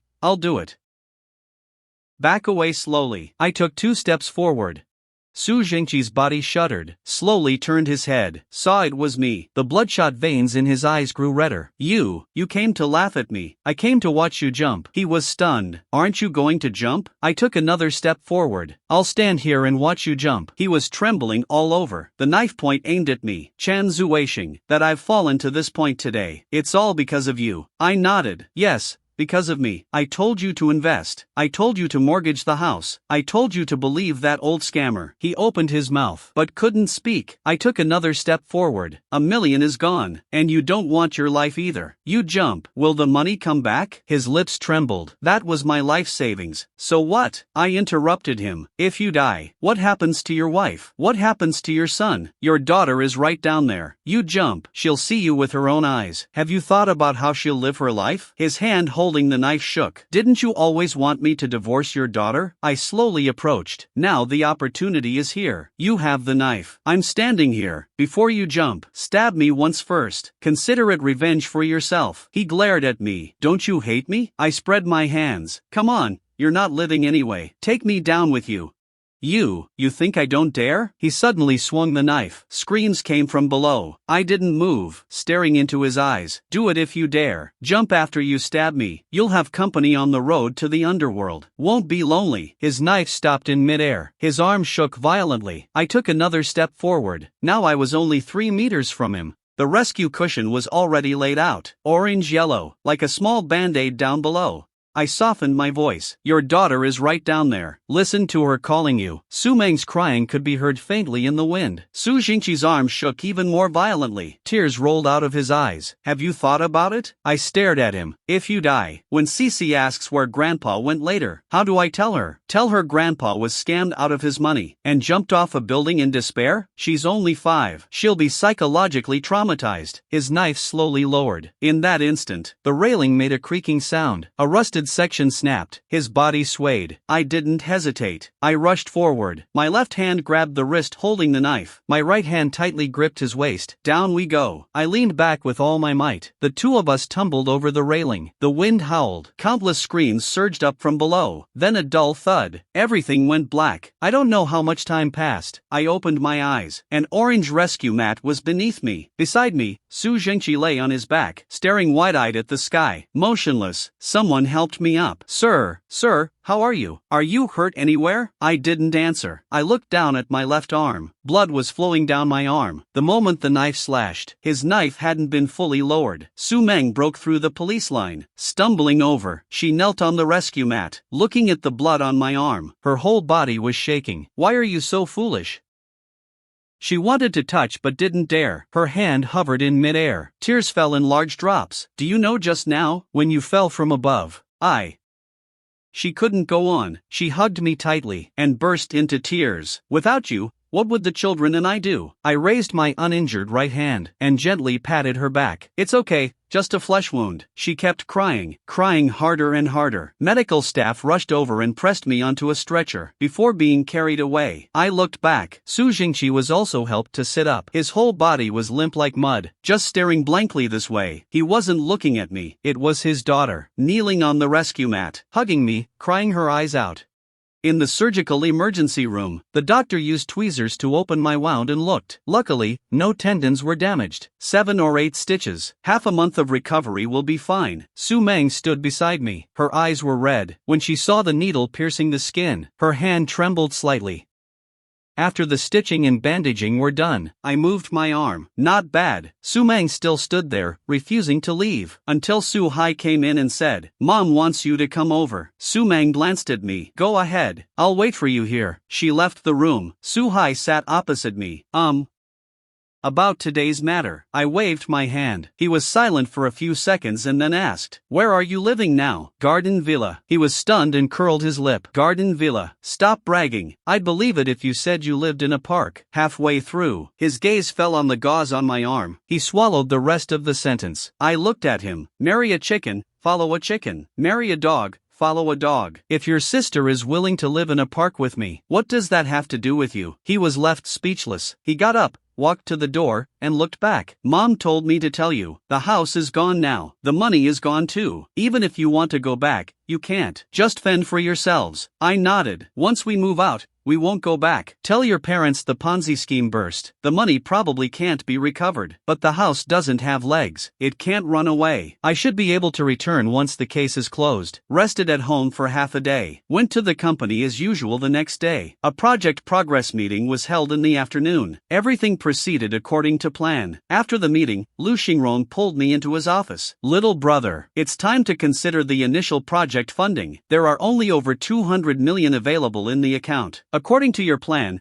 the first phase needs 800 million to 1 billion. Do you want to take a bank loan? If we take a loan, it's best to have the mayor put in a word with the bank. No need. I shook my head. I took a piece of paper from my bag and pushed it toward him. Help me open some accounts. Domestic and international futures accounts. His eyes widened. Don't you know how risky trading futures is?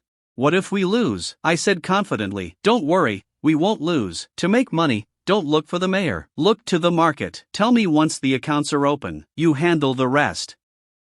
3 days later, all accounts were opened. For the following week, I practically lived at the company, handling project affairs during the day, monitoring the international market at night. Sometimes I'd be staring until 3 or 4 in the morning. Su Meng was heartbroken for me. On the first night, she came carrying a thermos. She opened the door and saw me staring at the screen. She placed the thermos on the desk, finished the pork rib soup before getting back to work. I looked up at her. A small head peeked out from behind her. Daddy, Mommy said you're injured but still working, so I'm here to supervise you. Cece ran over, leaning in close to me. Good supervision. Su Meng sat down beside me, frowning at the colorful lines on the screen. Can you even understand these things? Your husband has plenty of skills. They stayed until 10:30 that night. After that, they came every day. The food in the thermos was different every day. Lu Xingrong stopped going home to sleep too. He had a room prepared next door. At night, he'd watch the charts with me. When he didn't understand, he'd just sit there, asking every now and then, any movement?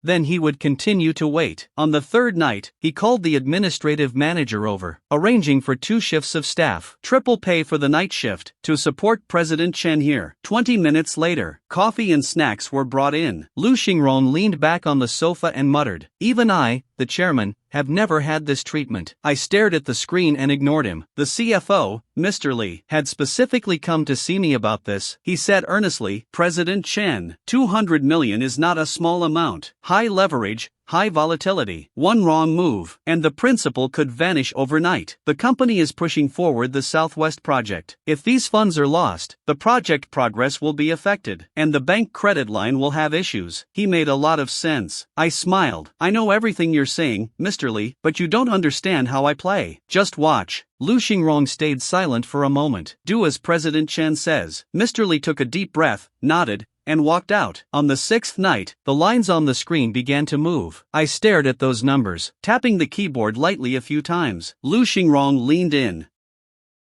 He nodded. "After waiting all these days, it's finally here. The market is moving." I stared at the screen, and started typing on the keyboard. Lu Xingrong leaned in and asked how it was. I said, "Open the trading interface, and start placing short orders. 10 million, 20 million, 50 million. Deploy in batches." He watched the jumping numbers, his Adam's apple bobbing. It didn't drop on the first day. It rebounded on the second day. The short positions showed floating losses. He couldn't sit still anymore, pacing back and forth in the room. The atmosphere was very oppressive. On the third night, I stared at the market, while Lu Xingrong sat on the sofa with his eyes closed. The door opened, and a young girl entered carrying a tray. Coffee and snacks were neatly arranged. Lu Xingrong was startled awake. He glanced at her. "New here?" She said yes, newly hired by the administration department. "Her name is Su Yingying." Lu Xingrong was stunned. Su Yingying, win twice. That's a great name. I couldn't help but smile. When people are nervous, anything can become a mental anchor. I said, "Su Yingying, from now on, you are my secretary." She was stunned, but reacted immediately. "Yes, President Chen, I will do my best." The market finally moved. The K-line turned downward, 1300. 1300. A single bearish candle wiped out the gains of the last 3 days. 1500 floating losses began to narrow. 1309. Lu Xingrong stared at the screen, not daring to blink. Market closed in the evening. The account broke even. He let out a long sigh of relief, slumped on the sofa and said, "Brother, my heart can't take this." I said, "It hasn't even started yet." He suddenly sat up straight and said, "It hasn't started yet?" I nodded. The next day, company regular meeting. Each department reported their progress. Finally, material procurement was mentioned. The engineering manager stood up and said, "The project is about to start on site. Steel and cement must be ordered in advance. Prices are okay right now. They might rise in another half month." Lu Xingrong looked at me. "Wait 3 more days," the engineering manager said urgently. "President Chen, delaying the schedule increases costs. When material prices rise, labor costs will also increase." I said,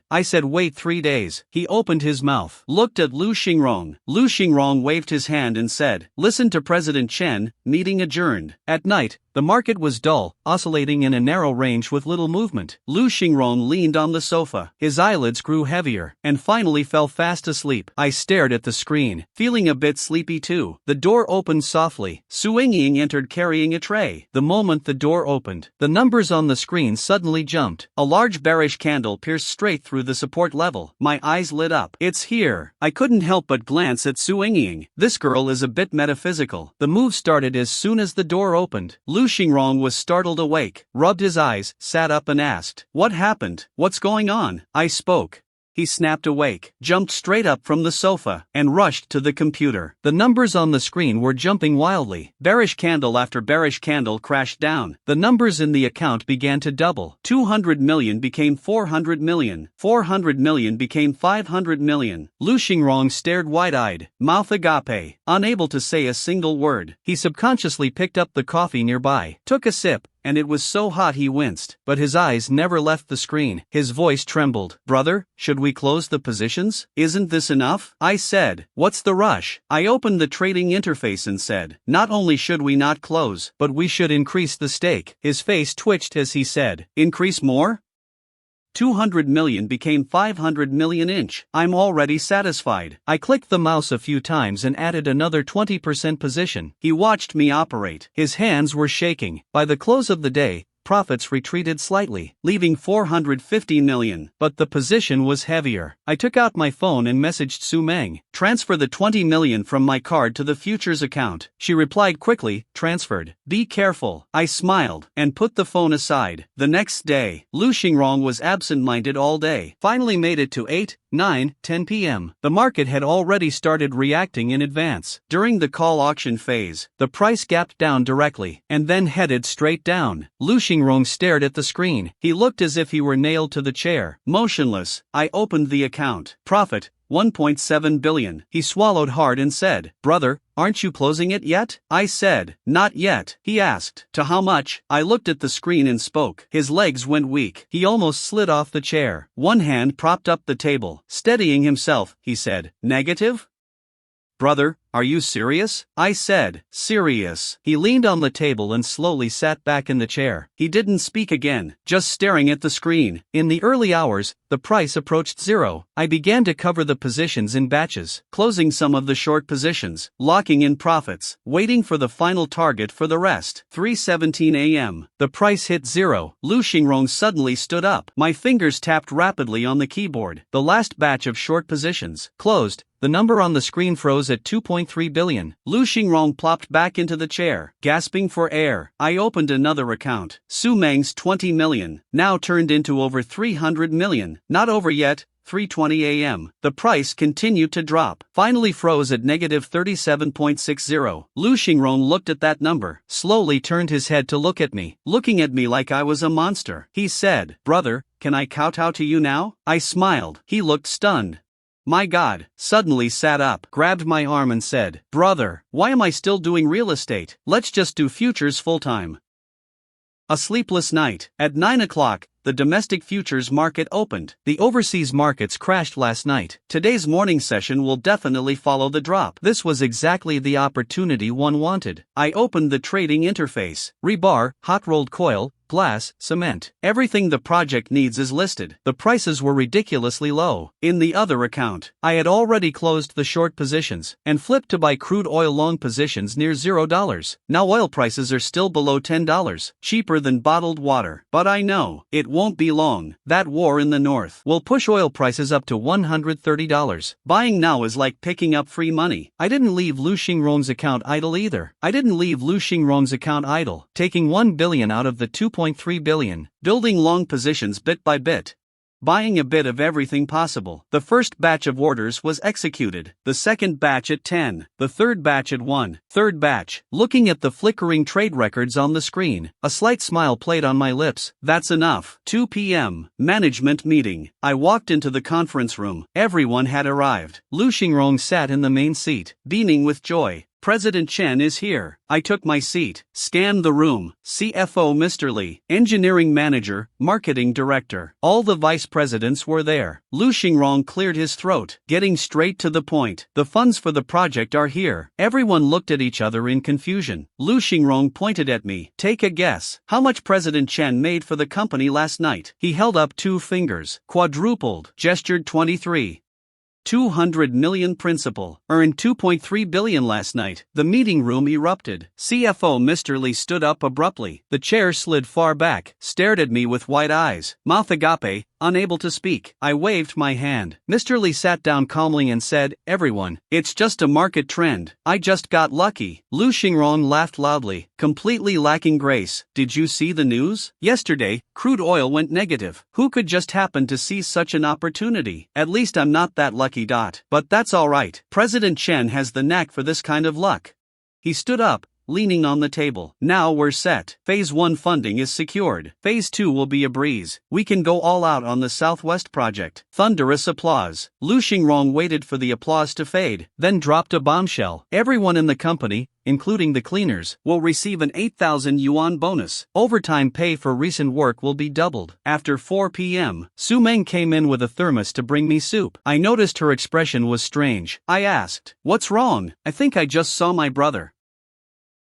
"Su Hai?" "Yes. Right in the first floor lobby. As the elevator doors closed, I saw someone who looked just like him. He seemed to see me too, but he didn't come in." I said, "Maybe he's here for business. Many companies have been coming to bid lately." I called the marketing director, asked him to check. A few minutes later, the call came back. "President Chen, I've checked. A manager Su was here just now, but their company hasn't secured an order yet. Do you want me to arrange something, President Chen?" I smiled. "If there's a suitable opening, go ahead. This company has some ties to our shareholders, but no special treatment is needed. Just follow the normal process." "Follow the normal process." "Understood." I hung up. Su Meng looked at me. "You're helping them?"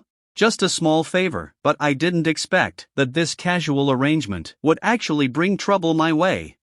Returning home in the evening, I saw Su Meng sitting on the sofa as I entered. Her eyes were red. She had clearly been crying. My heart sank.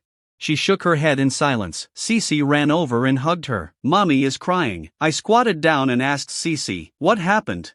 Cece puffed out her cheeks, looking angry. "When we went to eat today, Grandpa hit Mommy and called her shameless." Rage surged through me. That old man threatened to jump from a building at the hospital, and I was the one who saved him. Now he turns around and hits my wife. I took a deep breath to suppress my rage. I held Su Meng's shoulders, making her look at me. Meng, you can tell me anything. I will never let anyone bully you." Tears welled up in her eyes again. She threw herself into my arms, hugging me tightly. "Don't ask. Please, don't ask." I couldn't find the words to reply. I held her and gently patted her back. Once she calmed down, I turned to ask Cece, "Did Uncle come?" "He did." I took out my phone and called Su Hai directly. "Su Hai, what's going on today?" He paused for a moment, then his tone shifted. "You have the nerve to ask me? Chen Zuisheng, you're really something. Pushing your own wife into a fire, and now you're pretending